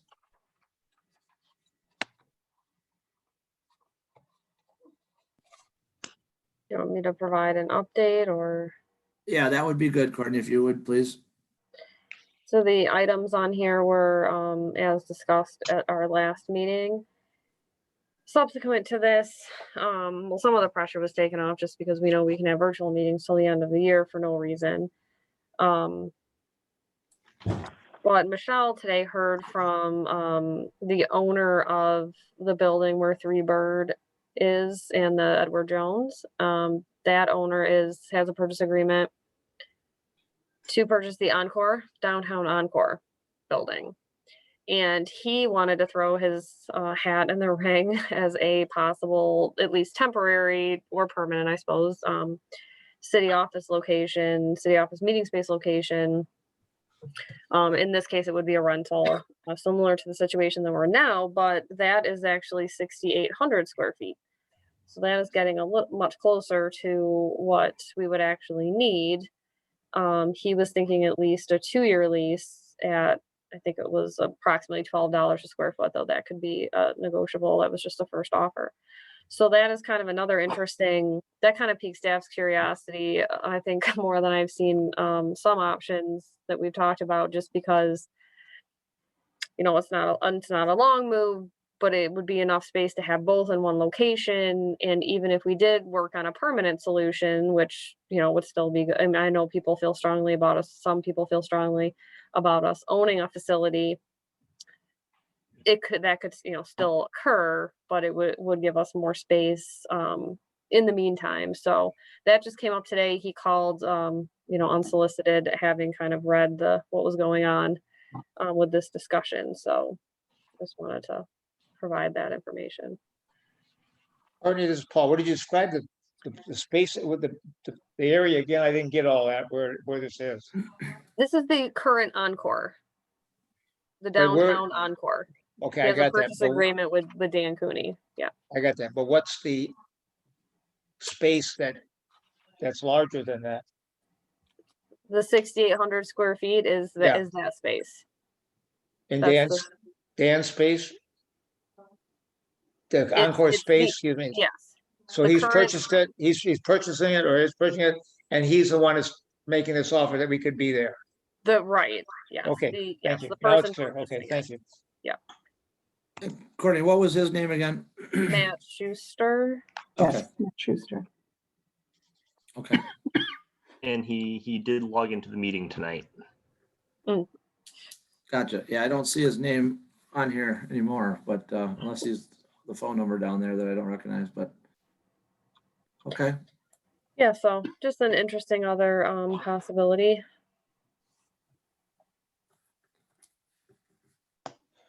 And I'm assuming David could, you know, I talked to David about this to get the quote on the, you know, sketching up some options, and I'm sure he could do the same. I think Michelle sent me today a schematic of the inside of the building, so, you know, we would have at least something to go on as far as what the inside looked like if we wanted to see what that might, you know, look like from David. I'm sure it wouldn't be too much more than what he quoted, you know, 4 or 5 hours. He has all that information. I think it's intriguing. Yeah, it's kind of where we were at with it. Zach has his hand up. Oh, I'm sorry. I wasn't trying to ignore that yet. I was just thinking aloud. Go ahead, Zach. I had experience working with this fellow when I was the Dexter Township Director of Planning and Zoning. It took an inordinate amount of time to work with him on various planning and zoning issues. I had to write civil infractions. I had to take him to court in order to get compliance. Personally, I would not want to deal with him from a rental.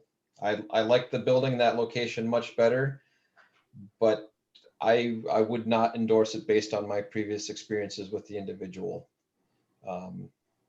That's my 2 cents there.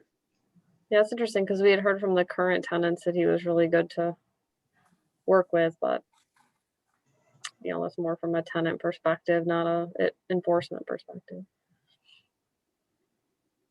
Mr. Smith, you have your hand up? Yes, I was gonna ask Courtney, could you share that floor plan with us? Yeah, I just got it like at, you know, 5 o'clock, so it wasn't, When you have a chance. well, it can go on the next packet. which we're doing in 2 days. So Thank you. you don't have to wait long. Move to postpone to next meeting. Okay, motion by Michelle's, Support. support by Mr. Smith. Thank you. Discussion? Scott, I saw your hand go up for a brief second. I assume that was to second. Correct. Okay. Is I'm this missing- excuse me, is this the October 26th meeting, next meeting then? Yes, please. Yes. Okay. Am I missing a hand anywhere? Okay, Ms. Jones, please call the vote to postpone the item. Knight, Yes. Fisher, Yes. Smith, Yes. Cousins, Yes. Bell, Yes. Michelle's, Yes. Keel. Yes. Thank you. Motion carries. New business item L8 is the resignation letter from or submitted by Ms. Nichols. I see Mr. Smith has his hand up. I'll let Jim go. Thank you, Sean. I'd like to offer a motion here. With sincere regret and best wishes for her future endeavor in municipal government, I make a motion to accept the resignation of Courtney Nichols, our village and city manager for the past 13 years. We appreciate your service as manager and all the ways you have contributed to our community. Thank you, Jim. Ms. Fisher, your hand is also up. And we're all better for it. I second. Okay. Well said, both of you. Discussion by council. Yeah, we ought to change it to reflect the fact that Ms. Nichols is going to a township, not a municipality. Mr. Smith, you okay with that? I mean, I'm not being specific about where she was going, municipal government in general. So, Local unit of government.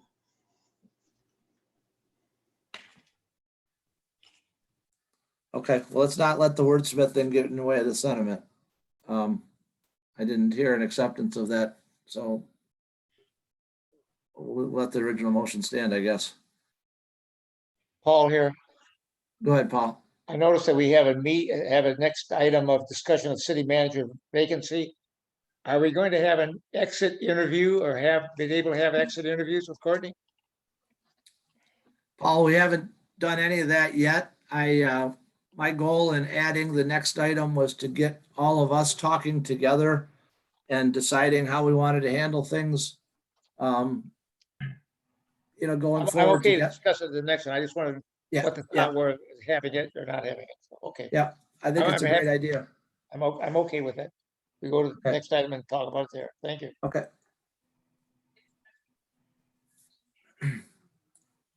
I'm not seeing other hands waving, am I, or missing anybody?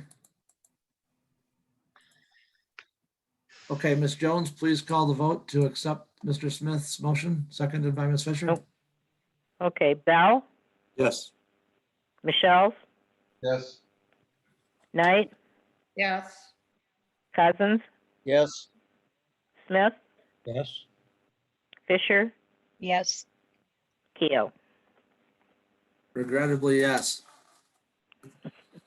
Motion carries. Good luck at the next stage of your career, Courtney. Thanks. So last item here tonight is a discussion item on how to fill the vacancy that will happen. Courtney's last day is the day of our November 9th meeting, I believe. Yep. And I didn't want to go too deep into this item without getting council's guidance or encouragement or blessing on the steps. So I asked Courtney to put the information from our charter basically in the packet. So we had that as reference material. In lieu of the fact that I was hoping to have this conversation a week ago on the 12th. I think all vacancies start with a job description. So I asked Courtney if we actually had a job description for city manager, either in her file or back in the files from when we switched from Donna to her. And then if we didn't, I asked her to prepare a draft of that so that council could look at that draft job description together. So I asked her to put that together and expect that we'll have that as part of a continuation of this item at our next meeting. So that's one step I did take. Paul and others, sort of to your question, I think the next interview is an excellent thing to have happen at some point. I did reach out to our superintendent of public works, Dan, and just have a conversation with him about that, just about this, whatever, going forward, life without Courtney, so to speak.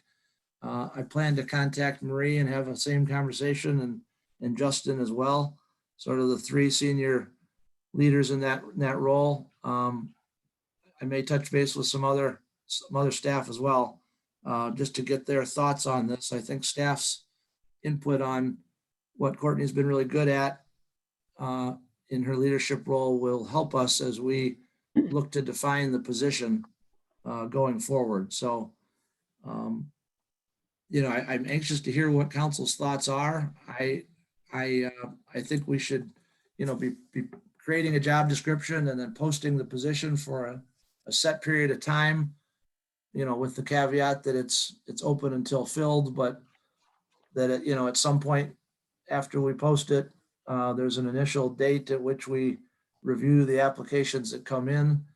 A process like that would allow for both internal and external candidates to put their name in the hat, so to speak.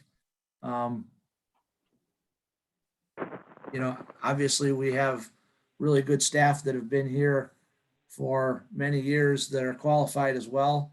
So if council wants to go a different direction and look internally first, I'm certainly okay with that. Having this conversation out in the open in front of them as well as you, want to be very transparent about the fact that I think we have an excellent team. I've always promoted from within before, or tried to promote the opportunity to promote from within when you have the opportunity. But I'm not sure where the rest of you are in that discussion or thought process. So I'll stop talking. I see Scott Bell has his hand up. I'll let Scott go first. Yeah, thanks. I just wanted to observe, I agree with everything you said, Sean. But it's likely that the process of selecting a person to fill Courtney's position is going to take some time and is likely to extend beyond her end date. In which case we should have plans for an interim manager. And so I'd like to suggest that maybe Courtney could give some thoughts about what sort of, we want to maintain continuity of function, right? So you do a lot of things, you're busy all the time. Those things can't go undone between the time you leave and the time we hire someone in that position. So we need someone in the interim. If you could think about some recommendation, whether you have recommendations and suggestions for that, I'd appreciate it. That's all. Well said. And Scott, on that, my thought on getting to the interim was, that we can appoint somebody. We have a couple of meetings to do that yet. That's why that. No, I understand. Yeah. Yeah. Okay. But my point was I'd like to have Courtney's input, and I didn't want to just put her on the spot and ask her flat out. I'd like her to think about it. She may already have, but when it comes time for us to discuss that, I, at least for one, will want to get her input and suggestions if she has it. If I'm around when we have that conversation.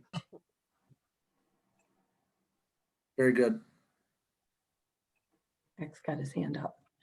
Oh, go ahead, Zach. Sorry. Yep. I think we ought to contact the Michigan Municipal League. They have service where they do executive searches. They can also, as part of that, review the job description and the salary. Make sure it's commensurate with the duties and with our neighbors. They also have the ability to put folks in for interim. While I So that's kind of my big thing, is we ought to engage them in that, because that's what they do. I appreciate the sentiment for closed to internal candidates. Personally, I think it's best to have it as wide open as possible. Not to say we don't want an internal candidate, but as someone who has received internal promotions in the past, it gives you a bit more authority and heft and gravitas if you can say, I'm here because I'm the best, not because I was here before. So those are my thoughts. Okay. So you're supporting the open process that I was suggesting? Yep. Okay. And having MML help us with it. Okay. Is everybody okay if I help reach out to MML? Yes. I am, yep. Sure. Okay. Okay, I'll help you get involved in that, or make sure everybody's aware of what I find out. I will try to have some stuff ready for the next packet so we can keep the process moving ahead. Paul here, I agree with Scott that I think this process could take a little while, and so interim manager may be necessary. And there are those that have done that in our community and surrounding communities, and maybe we could reach out to them as well that have done this before. So that's a possibility, but I'm open to make it as open as possible, internally, externally, and with all the help we can get from MML. Okay.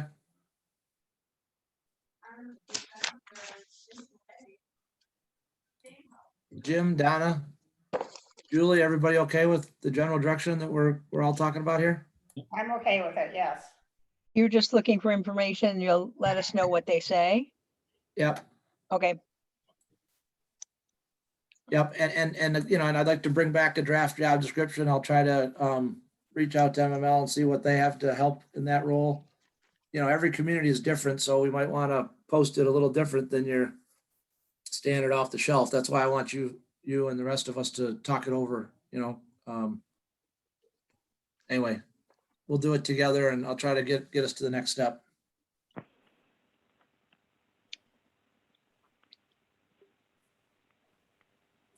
Does anybody else have other comments or thoughts on this? We'll be back at it 1 week from now talking about it. Okay, thank you. And staff, I thank you for your patience as we figure it out. I will be reaching out to you for guidance and thoughts as well. So you're part of this as well. I'll drop down to council comments. I'd like to start with our 2 student reps this evening. I think Isabel joined us sometime after we approved did the roll call. So if I can call on her first, if she's still here.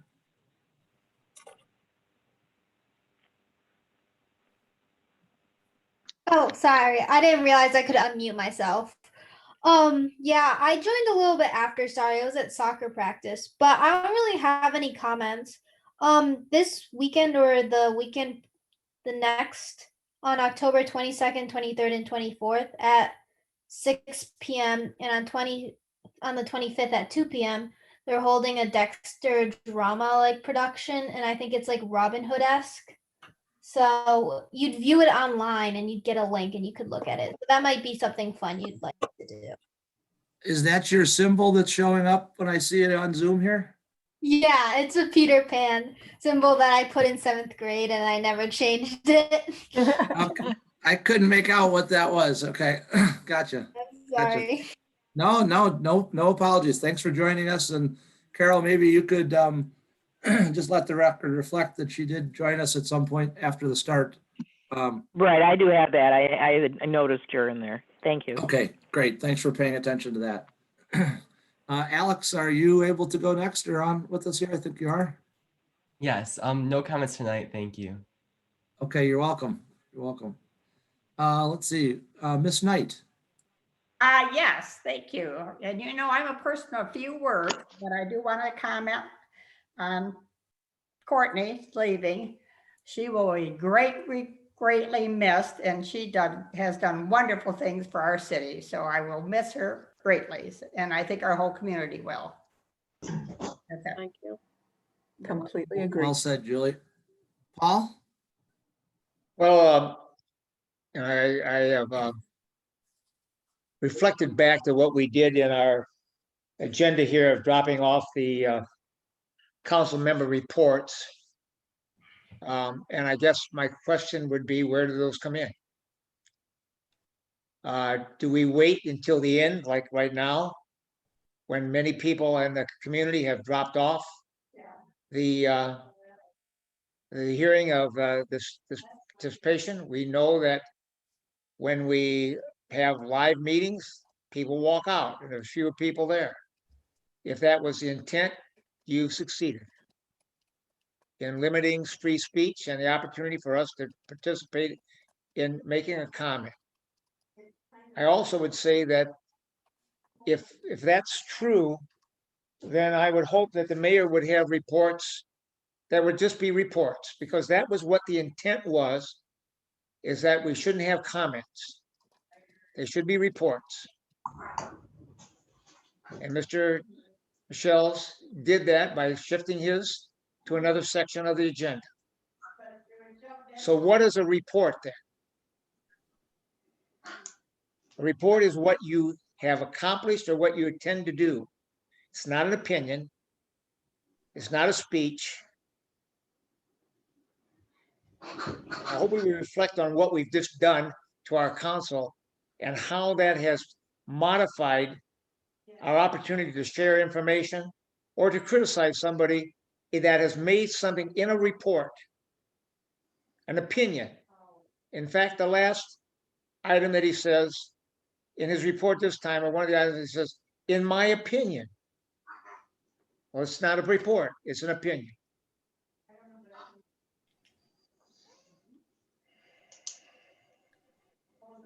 Okay, thank you. Donna Fisher? Maybe you should change the name of your entry to mayor's letter, if that would solve some of the discrepancy and some of the fighting that we have going back and forth. I didn't miss anything that Zach had to say. He just moved it over from one spot to the other. And, you know, I think we should commend him for being diligent about what he does. And, but he wasn't appointed to do that. He volunteered to do it. I'd rather the community see him for his strength, which is he volunteers, he digs up information. I see no problem with this at all. Zach? Yep, let's see. I was poking around on some information for the Open Meetings Act to see if we could do a closed session for lease of property. And I ran into something that gave me a little goosebumps as a planner. I see Mr. Munzella is still there. So my first question is, when we set the notice for this public meeting, we have to do it for the special meeting. It has to be at least 18 hours before. Was the posting at city offices visible to the public for more than 18 hours? Yeah. Do we know that? Yeah, Justin came in on Saturday and put it up. It's taped to the front door facing out. So yeah. Okay, I wanted to, yeah. that just gave me chills because I know we usually post it inside and Yeah, we know we have to do it outside or facing outside when it's shorter notice. Plus it was in the email update and on our calendar and met our electronic requirements too. All right, good. A couple of things I learned from the Fierro Fire Station Design webinar earlier today is that the rule of thumb is for every 5,000 square foot of programmed building space in a fire station, you should plan to have 1 acre of property to accommodate all the accessories and appurtenances to that fire station. So 1 acre for every 5,000 square feet of fire station.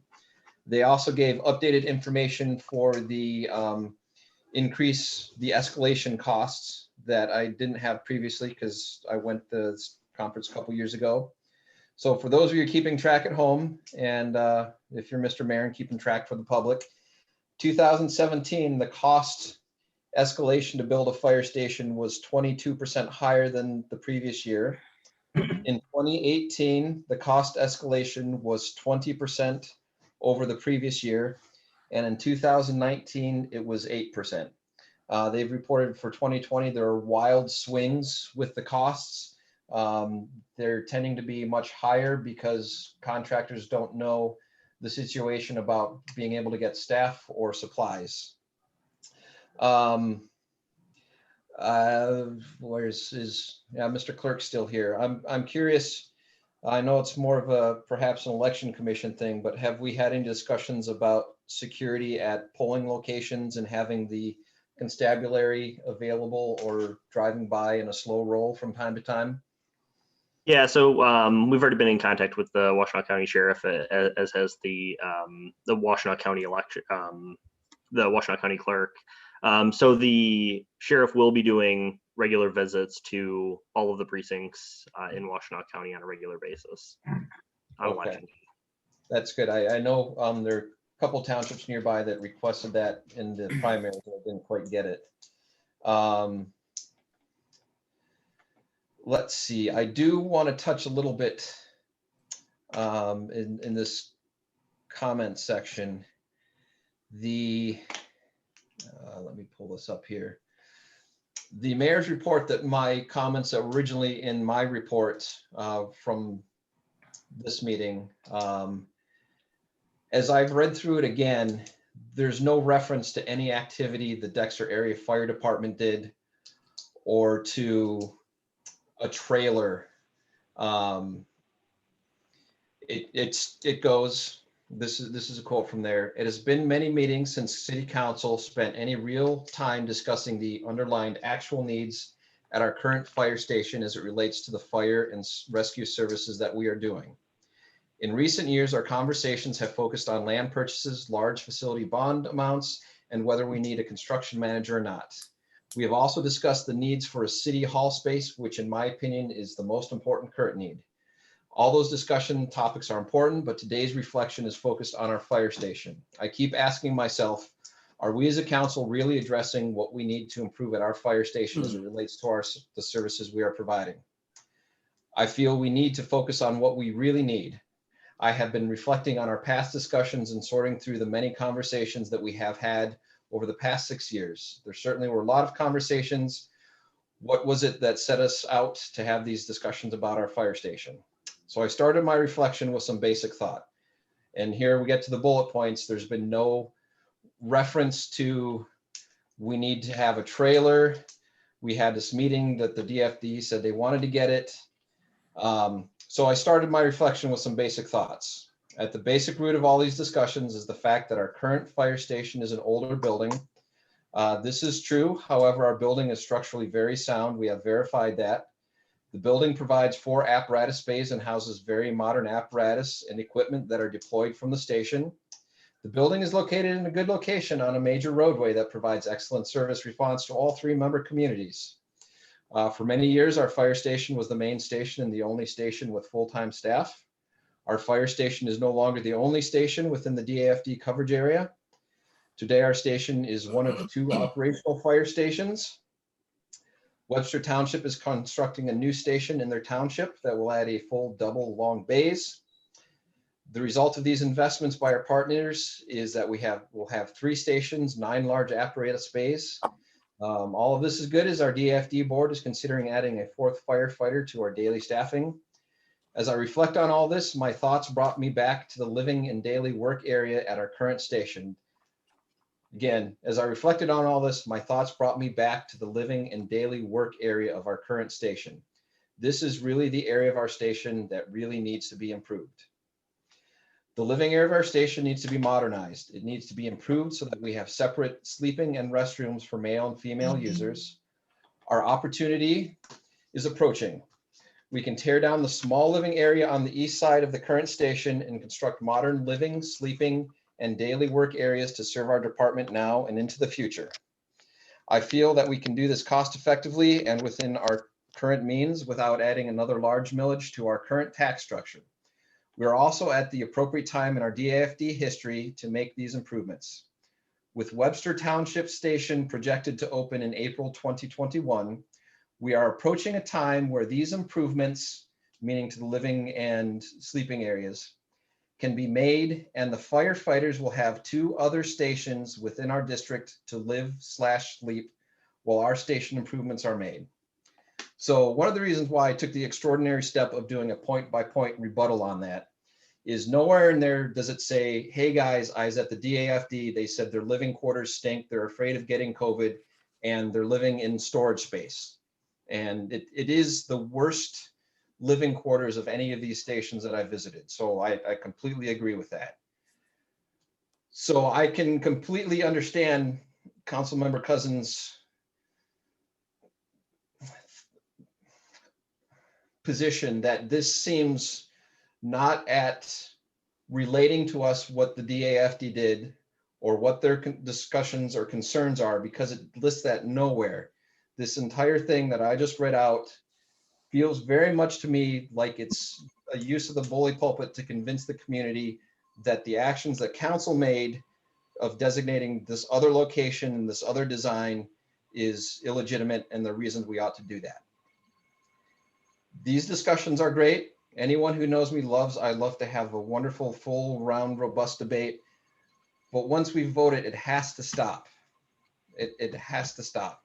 I will continue to put a resolution for us to ensure continued fire protection facility, because as I continue to read that, with Webster Township Station projected to open in April 2021, we are approaching a time where these improvements can be made and the firefighters will have 2 other stations within our district to live/sleep.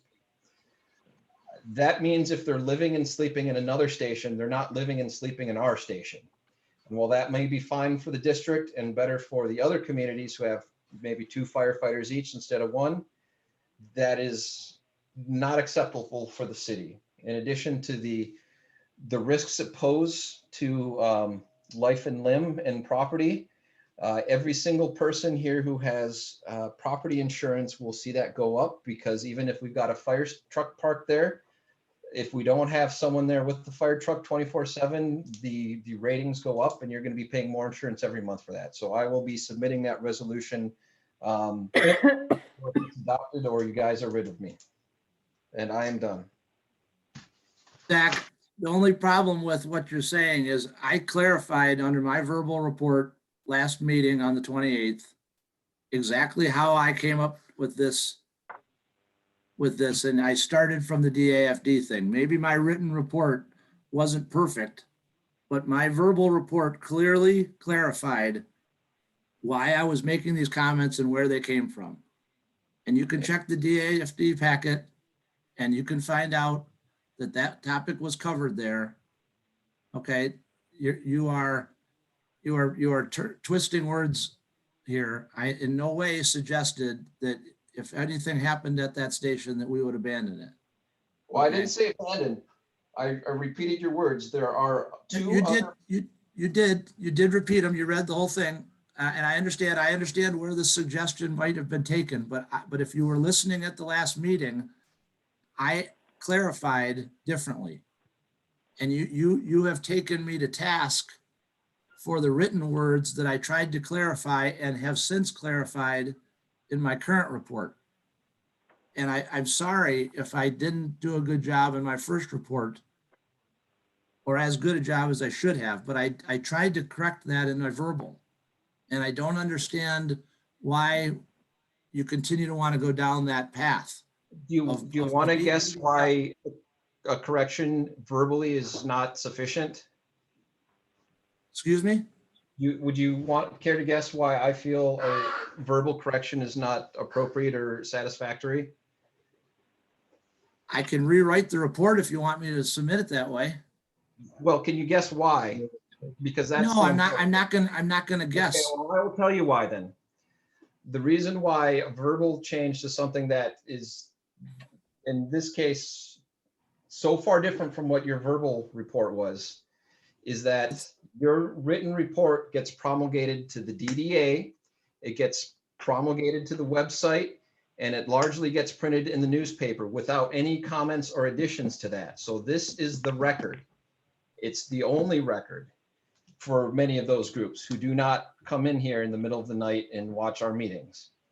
So words are important. I agree. I agree they are, but I would hope that you would understand what I was saying when I talked to you and the rest of council on an open mic, and then I tried to correct it.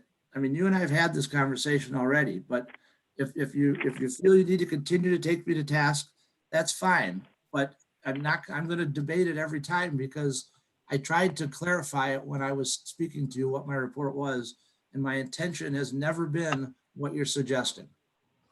So you're just off base there. Okay, who do I need to call on? Mr. Smith?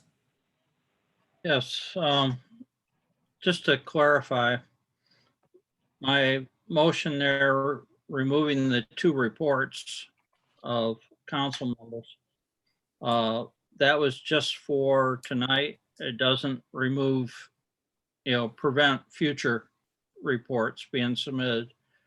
I would hope that at some point, when, council has an organizational meeting again, that we discuss that topic, determine whether council member is an appropriate place for opinions, or should opinions be submitted as communications, or exactly what we want council member reports to be.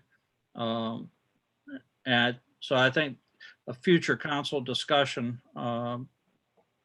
needs to be had in that area. Thank you.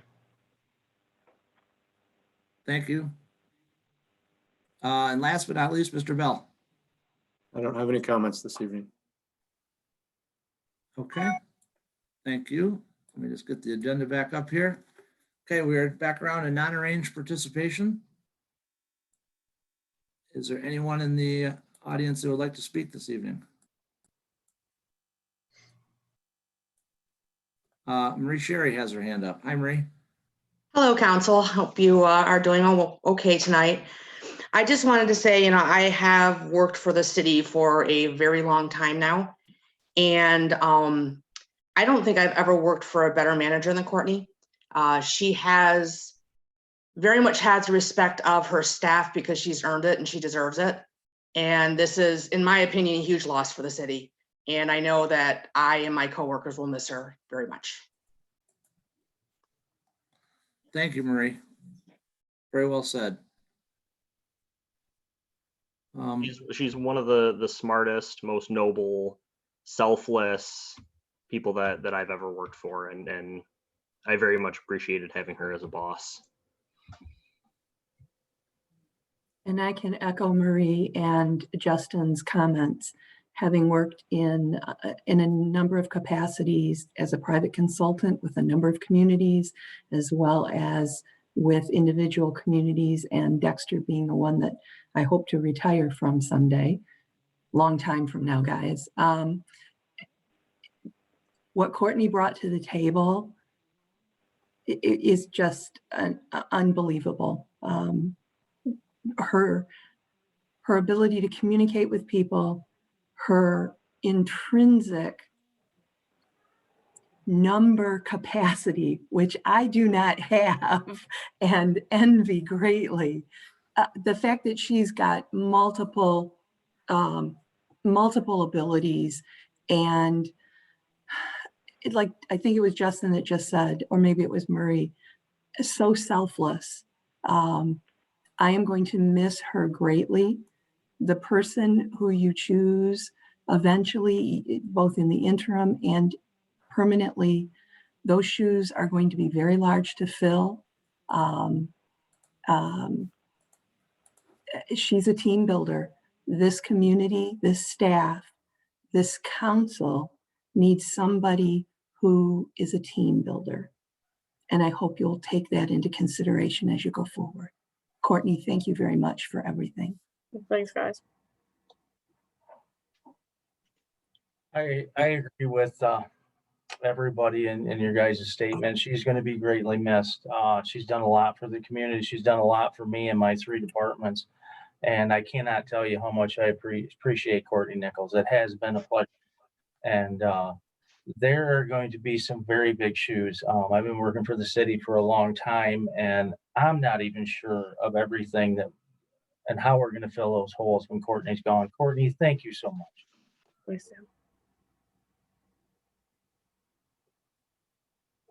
Nice words, everybody. Okay, with that, I will seek a motion for adjournment, please. So moved. Moved by Smith. I'll Mr. second. Bell, second by Mr. Bell. I'm just gonna say all in favor, signify by saying aye, please. Aye. Aye. Have a good week, everybody. We'll talk to you soon. Night, everybody. Good night. Right. Bye.